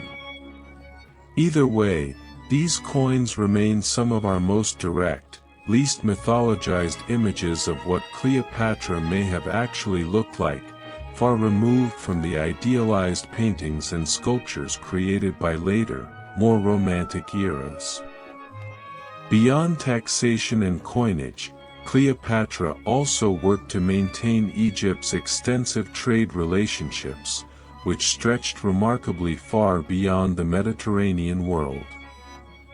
Egyptian merchants, operating through Red Sea ports along Egypt's eastern coast, maintained trade connections reaching into Arabia, and from there, along established maritime routes, as far as India, bringing spices, incense, fine textiles, and other luxury goods back through Egypt, where much of it was then re-exported further into the Mediterranean world at considerable profit. This trade wealth, combined with Egypt's own grain production, made Cleopatra's Egypt genuinely one of the wealthiest kingdoms in the ancient world at the time of her reign, a fact that made Egypt attractive to Rome not simply as a political prize, but as an enormously valuable economic one, a consideration that shaped Roman policy toward Egypt every bit as much as the political dramas we've spent much of tonight exploring. There's something quietly satisfying in picturing this side of her reign, not dramatic battles or grand romances, but ledgers, harvest reports, careful calculations, a queen bent over documents by lamplight, managing the unglamorous, essential work of keeping millions of people fed and a kingdom functioning. Most of history, after all, is made of exactly this kind of patient, ordinary work. The court at Alexandria. Let's drift now toward a gentler subject still, the daily texture of life within Cleopatra's royal court, the art, fashion, food, and entertainment that filled the palace's quieter hours between the political dramas that history tends to remember most clearly. The Ptolemaic court at Alexandria had, over its 3 centuries, developed a distinctive culture all its own, blending Greek artistic and literary traditions with Egyptian religious symbolism and a generous dose of the Ptolemies' own considerable wealth. Royal banquets, held in grand halls overlooking the harbor, were, according to several ancient accounts, extraordinarily lavish affairs, involving elaborate multi-course meals, gold and silver tableware, musicians playing lyres and flutes, and entertainment ranging from poetry recitations to acrobatic performances. One famous, though likely somewhat exaggerated, story recorded by later Roman writers describes Cleopatra wagering Mark Antony that she could host the most expensive meal in history, then reportedly dissolving an enormously valuable pearl earring in a cup of vinegar and drinking it to win the bet. Modern historians treat this particular story with considerable skepticism. Vinegar strong enough to dissolve a pearl in the timeframe described would likely have been unpleasant to drink at best, but the story's persistence across centuries says something about the reputation for extravagant, theatrical hospitality that surrounded the Ptolemaic court, whether every detail was strictly accurate or not. Fashion within the court followed a similarly blended style. Formal royal portraiture and religious ceremony called for traditional Egyptian dress, fine white linen, elaborate jewelry incorporating traditional symbols like the scarab beetle and the Eye of Horus, and, for the most formal occasions, the distinctive royal regalia associated with pharaonic tradition stretching back thousands of years. In more everyday palace life, however, Greek-style clothing, hairstyles, and jewelry were equally common, reflecting the court's Greek origins and its ongoing cultural connections across the wider Hellenistic world. Music and poetry held an important place in court life as well. Alexandria's reputation as an intellectual center extended into the arts, with poets associated with the city developing a distinctive, learned literary style, dense with mythological references and careful craftsmanship, that influenced Greek and Roman poetry for generations afterward. Court musicians, trained from childhood, performed on instruments like the lyre, the aulos, a double-reeded wind instrument, and various forms of harp, providing music for royal banquets, religious festivals, and quieter private occasions alike. Gardens, too, played their part in the palace's daily rhythm. Alexandria's royal grounds reportedly included extensive gardens filled with plants gathered from across Egypt and beyond, shaded walkways offering relief from the summer heat, and quiet courtyards where the queen and her closest attendants could retreat from the more formal, public demands of court life. It's easy to imagine Cleopatra, in a rare quiet afternoon between the political pressures that defined so much of her reign, walking slowly through such a garden, listening to birdsong, the distant sound of the harbor, the low hum of a city that had shaped and been shaped by her family for 300 years. The wider wonders of Egypt. Before we return to Alexandria's harbor one final time tonight, let's take a slower, wider journey through the rest of Egypt, the ancient wonders that had already stood for thousands of years by the time Cleopatra walked among them, and that would continue standing for thousands more after her reign had ended. South of Alexandria, along the Nile's western bank near modern Cairo, stood the pyramids of Giza, already almost unimaginably old by Cleopatra's time, built some 2,500 years before her birth, during Egypt's Old Kingdom period. The Great Pyramid, built for the pharaoh Khufu, remained, throughout Cleopatra's entire lifetime and for many centuries afterward, the tallest structure built by human hands anywhere on Earth. Ancient tourists, much like modern ones, traveled specifically to see these monuments, and it's entirely likely that Cleopatra herself visited them at some point during her reign, gazing up at monuments that were, to her, as distant and ancient as her own reign now seems to us. Further south still, along the Nile's slow, winding path through Upper Egypt, stood Thebes, once the capital of Egypt during its New Kingdom period, home to the vast temple complexes of Karnak and Luxor. Karnak alone, built and expanded upon by generations of pharaohs over nearly 2,000 years, covered an enormous area, its central hall filled with rows of massive stone columns carved with hieroglyphics and reaching high overhead, designed deliberately to inspire awe in anyone who walked among them.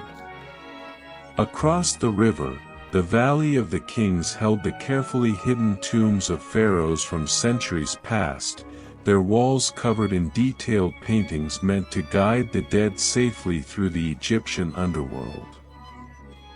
Further south again, near Egypt's border with the ancient kingdom of Nubia, the Nile passed through a series of rocky rapids known as cataracts, marking the traditional edge of Egyptian territory and the beginning of a long history of trade, conflict, and cultural exchange with the Nubian kingdoms further upstream, which had, at various points in earlier Egyptian history, even ruled over Egypt itself as pharaohs in their own right. Egypt's western and eastern deserts, though largely uninhabited, were far from empty of human activity. Trade routes crossed these vast, dry landscapes carrying goods to and from oases scattered across the desert, each one a genuine settlement built around a reliable natural water source, supporting date palm groves and small farming communities that had persisted, largely unchanged, for thousands of years. The eastern desert, meanwhile, held valuable mines and quarries, providing gold, precious stones, and fine stone used in construction and sculpture throughout Egyptian history. It's a genuinely enormous country to hold in your mind all at once, stretching, in Cleopatra's time, more than 1,000 kilometers along the Nile's course, from the Mediterranean coast in the north to the cataracts and Nubian border in the south, encompassing deserts, farmland, ancient monuments, bustling cities, and quiet villages that had each, in their own way, been shaped by thousands of years of continuous history. Long pause, Egypt, even in Cleopatra's own time, was already a place where the present moment sat directly alongside deep, almost unfathomable antiquity, new construction rising beside monuments already 2,000 years old, ordinary daily life continuing on, generation after generation, beside temples and tombs built by rulers whose names had already passed into legend. One last return to the harbor. Let's come back now, slowly, one final time, to where we began, the warm evening air over Alexandria's harbor, the Pharos lighthouse burning steady against the darkening sky, and the quiet stone mausoleum where Cleopatra spent her final days. We know, from Plutarch's account and other ancient sources, that in the days following Antony's death, Octavian entered Alexandria and, after some careful maneuvering, gained direct access to Cleopatra within the mausoleum, reportedly through soldiers who climbed in through a window while negotiators kept her attention occupied at the sealed entrance. What followed was a period of cautious, uneasy interaction between the queen and the Roman general who now held her fate, and the fate of her children, in his hands. Cleopatra, by every ancient account, remained composed and dignified throughout this difficult period, focused above nearly everything else on securing whatever future she could for her children, and determined, more than anything, to avoid the specific fate of being displayed as a captive in a Roman triumphal procession back in Rome itself, a humiliation reserved, in Roman tradition, for defeated foreign rulers. Paraded through the city's streets in chains before large, jeering crowds. We won't linger tonight on the sharper details of exactly how her story concluded in the days that followed. This remains, as we said earlier, a gentle telling rather than a heavy one. What history remembers clearly, regardless of the precise details historians continue to debate even now, is that Cleopatra died on her own terms, in her own chosen space, surrounded by the two attendants, Iras and Charmian, who had served her faithfully for years, rather than accepting the particular humiliation Rome had planned for her. Octavian, according to several ancient sources, was reportedly frustrated by this outcome, having hoped to display Cleopatra publicly as the ultimate symbol of his victory. Instead, he permitted her burial alongside Antony, according to her own wishes, in the mausoleum she herself had built, the same quiet stone building where so much of tonight's story has unfolded. Egypt, in the aftermath, became a Roman province, administered directly under the emperor's personal authority rather than through the Senate, a special arrangement reflecting Rome's recognition of just how valuable, and how potentially dangerous in the wrong hands, Egypt's grain wealth truly was. Alexandria itself continued on as a major city within the Roman world for centuries afterward, its library, its lighthouse, and its scholarly community remaining influential long after the last Ptolemaic ruler had passed from the throne. A name that outlived the throne. In the centuries after her death, Cleopatra's story didn't fade quietly away, the way most ancient rulers eventually do. Instead, it grew, shifted, and was retold again and again, by writers and artists who often knew far less about the historical woman than we do now, but who found in her story something endlessly compelling to work with. Roman writers, in the decades immediately following her death, were the first to shape her reputation, and they did so, understandably, from Octavian's perspective, by then ruling as Rome's first emperor under the name Augustus. In these earliest accounts, Cleopatra is often portrayed less as a capable ruler navigating an impossible political situation, and more as a foreign temptress, a dangerous distraction who had nearly led a great Roman general astray. This framing served Augustus's political interests neatly, casting his victory at Actium as a defense of proper Roman values against foreign corruption, and it shaped how Cleopatra was remembered across the Roman world for generations. Later writers softened, complicated, and reimagined her story further still. The Greek historian Plutarch, writing more than a century after her death, offered a more nuanced, though still not entirely neutral, account in his biography of Mark Antony, drawing on earlier sources that are now lost to us, and providing much of the detailed narrative that still shapes how we understand her final days today, including many of the details we've walked through together tonight. Centuries later, in Renaissance and early modern Europe, Cleopatra's story found new life again in art, theater, and literature, often stripped even further from historical accuracy and reshaped instead into a symbol of tragic romance, exotic beauty, or dangerous feminine power, depending on which era, and which storyteller, happened to be retelling it. A well-known English play from the early 1600s, still performed and studied today, dramatized her relationship with Antony as a grand romantic tragedy, cementing an image of Cleopatra in Western popular imagination that, while genuinely moving as literature, drifted quite far from the historical record we've been following tonight.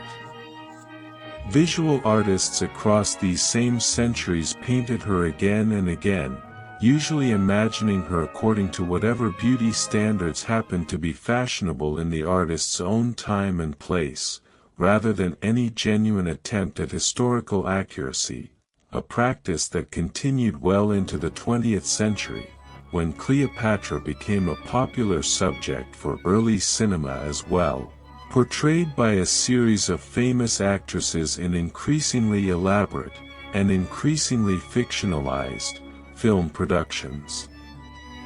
Modern historians and archaeologists, working carefully with surviving ancient texts, coins, inscriptions, and archaeological evidence, have spent recent decades working to separate this long accumulation of legend from what can actually be documented about Cleopatra's real life and reign. The picture we've tried to draw for you tonight, of a genuinely well-educated, politically skilled ruler, managing an incredibly difficult set of circumstances with real intelligence, for over 2 decades. Rather than simply the romantic or tragic figure that later storytellers found more useful for their own purposes. It's a strange kind of afterlife, when you think about it slowly enough, a person's actual life gradually becoming less important, over centuries, than the story other people find useful to tell about them. Long pause, perhaps there's something worth sitting with in that thought, gently, as you drift further toward sleep tonight, the quiet difference between how we're remembered, and who we actually were. Egypt after the throne. Let's spend our final wide-lens chapter tonight looking gently forward, past Cleopatra's own reign, into the centuries that followed, as Egypt settled into a very different chapter of its long, long history. Under Roman rule, Egypt retained much of its earlier administrative structure, its temples, and its religious traditions, even as ultimate political authority shifted permanently away from Alexandria and toward Rome itself. Augustus, and the emperors who followed him, valued Egypt primarily for its enormous agricultural wealth, and worked carefully to keep the province stable, productive, and firmly under direct imperial control, rather than allowing it to develop the kind of independent political identity that had defined the Ptolemaic centuries before. Alexandria itself continued as one of the great cities of the Roman world for centuries afterward. Its library and museion, though gradually diminished from their earlier heights, remained centers of scholarship well into the Roman period, and the city's harbor continued its centuries-old rhythm of trade, its lighthouse still guiding ships safely into port. Christianity, arriving in Egypt within a few decades of Cleopatra's own death, would eventually grow into a major religious force within the city and across the wider province, gradually reshaping Alexandria's religious landscape over the following centuries, even as older Egyptian temple traditions continued, more quietly, in smaller communities along the Nile. Further south, away from Alexandria's Roman administration, older Egyptian religious traditions persisted with particular strength for centuries longer than in the north. Temples at sites like Philae, near Egypt's southern border, continued active worship of Isis well into the 6th century after Cleopatra's death, meaning her chosen goddess, the one she had presented herself as during her own lifetime, continued to be actively worshipped along the Nile for roughly 500 more years after her own reign had ended. Egypt's long history, of course, continued on for many centuries beyond even that, through Byzantine rule, through the arrival of Islam in the 7th century, through medieval, early modern, and eventually modern periods, each layer adding to a civilization already, by Cleopatra's own time, older than almost anywhere else on earth. The Nile itself continued its same steady, ancient rhythm throughout all of it, flooding and receding, indifferent to whichever rulers, religions, or empires happen to hold temporary authority over its banks. Long pause. There's something worth resting on, one final time tonight, in that enormous, patient continuity, the idea that whatever feels urgent, whatever feels permanent, in any single moment of history, eventually settles quietly into something much longer, much slower, much calmer than it seemed at the time. Long pause. Cleopatra's 22 years on the throne, however dramatic they may have felt while she was living them, were themselves only a single, brief season within a river's much longer, much slower story. Nile at night. Before we close tonight's story completely, let's take one last, slow, unhurried journey, not through any particular event or person, but simply through Egypt itself, at night, in the quiet hours when even the busiest ancient cities finally, gradually, fell still. Picture the Nile at midnight, somewhere well south of Alexandria, away from the noise and torchlight of any city at all. The river moves slowly here, wide and dark, its surface catching whatever moonlight manages to break through the thin clouds drifting overhead. Along its banks, reeds sway gently in a warm night breeze, their soft rustling the loudest sound for miles in either direction. A small fishing boat, moored for the night against a wooden post driven into the riverbank, rocks almost imperceptibly with the current. Its owner sleeps beneath a woven awning stretched across the stern, one arm resting over the boat's low side, entirely at ease, entirely familiar with this same gentle rocking motion that has lulled generations of Nile fishermen to sleep for as long as anyone could remember. Further inland, a small mud brick village sits quiet under the stars. Most households have long since banked their cooking fires down to a low, orange glow, just enough to keep a few embers alive until morning. A dog, curled near a doorway, lifts its head briefly at some distant sound, then settles back down, deciding, correctly, that there's nothing worth waking fully for. Somewhere nearby, a donkey shifts its weight in a small mud brick enclosure, its soft, occasional huffing the only sound breaking the stillness beyond the river's own steady, quiet murmur.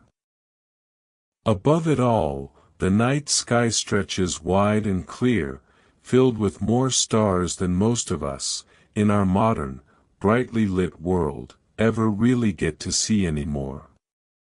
Ancient Egyptian astronomers, working from rooftops and temple platforms not so different from the ones scattered throughout the villages we've just imagined, spent centuries carefully observing and recording the movements of these same stars, developing one of the world's earliest sophisticated calendars, tracking the yearly return of a particular bright star, Sirius, whose reappearance in the pre-dawn sky each summer reliably predicted the coming of the Nile's flood, the single most important event in the entire Egyptian year. Imagine, if it helps you settle even further into sleep, lying back on a cool rooftop somewhere along this same river, 2,000 years ago, looking up at exactly this same sky, the same stars, arranged in exactly the same slow, patient patterns we still see today, indifferent to whichever pharaoh, whichever queen, whichever empire happened to hold power along the riverbanks below. The stars simply continued their own unhurried, ancient rhythm, the same then as they do tonight, above wherever you happen to be lying right now.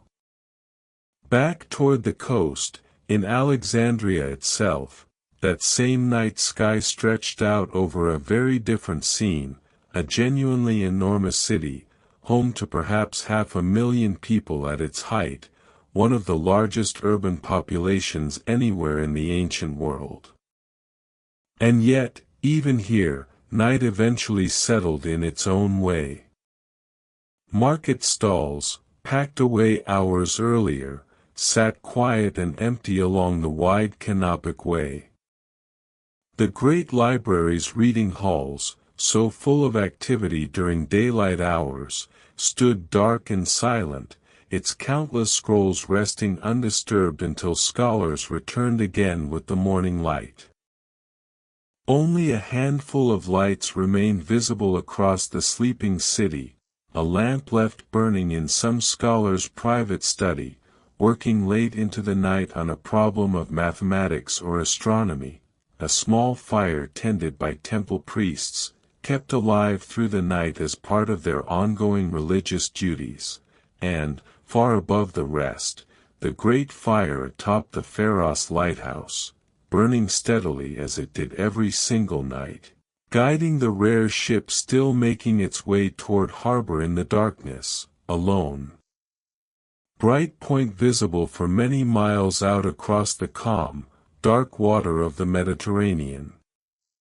It's worth holding that image gently in your mind as we come, finally, to the end of tonight's story, an entire ancient world, vast and complicated and, in its own time, urgent and consequential, gradually settling each night into exactly this same kind of quiet stillness.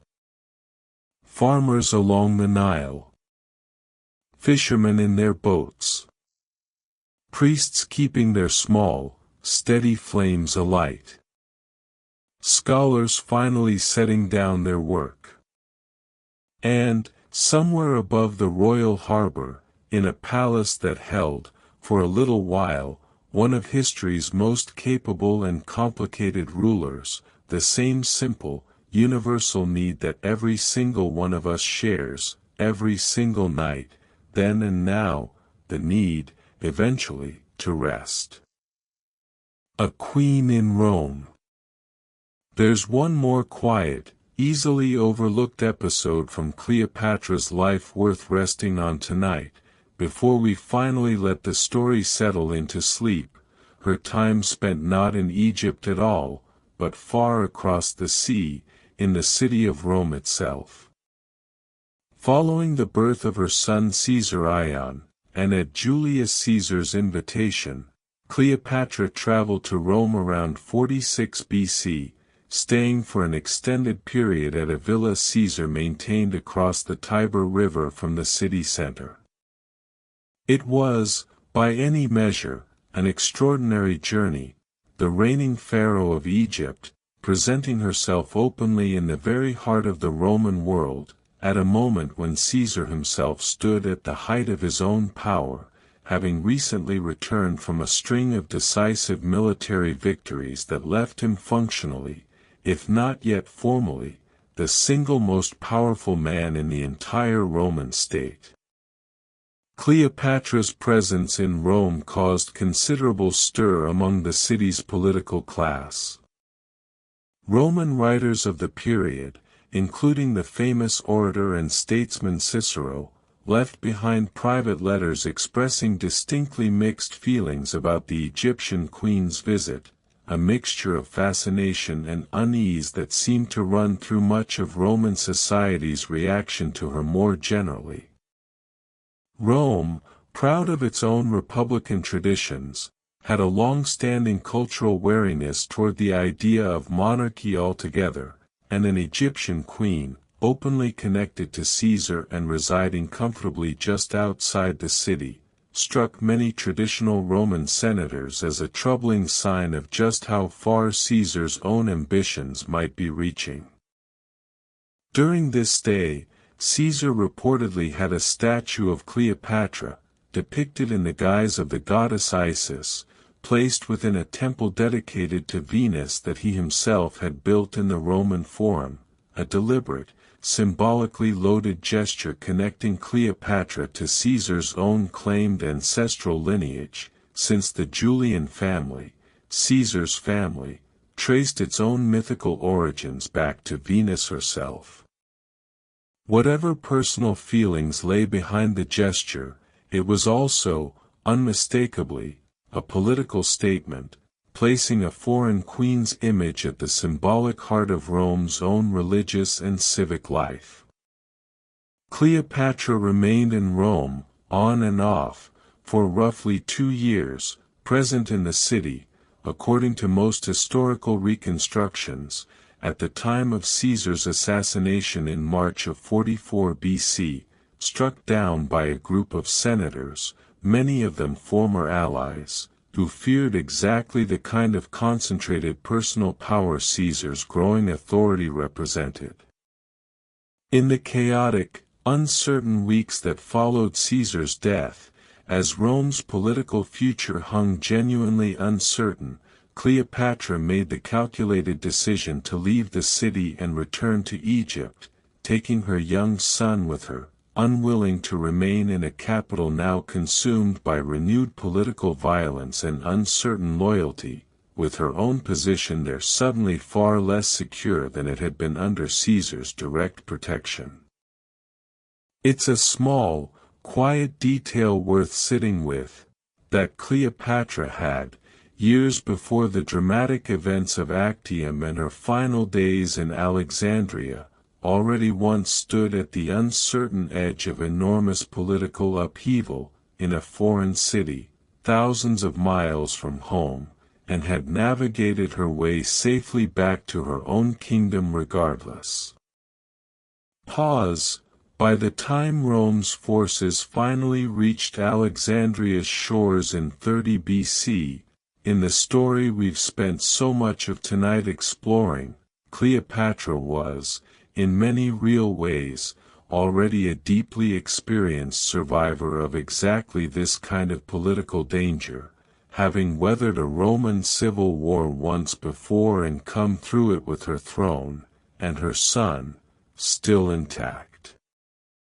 That resilience, quiet and easily overlooked beneath the more dramatic, more frequently retold parts of her story, is perhaps one of the truest, steadiest threads running through her entire 22 years as Egypt's ruler, a woman who met each successive crisis with careful calculation rather than panic, who adapted again and again to circumstances entirely beyond her control, and who, until the very final weeks of her reign, consistently found a way through.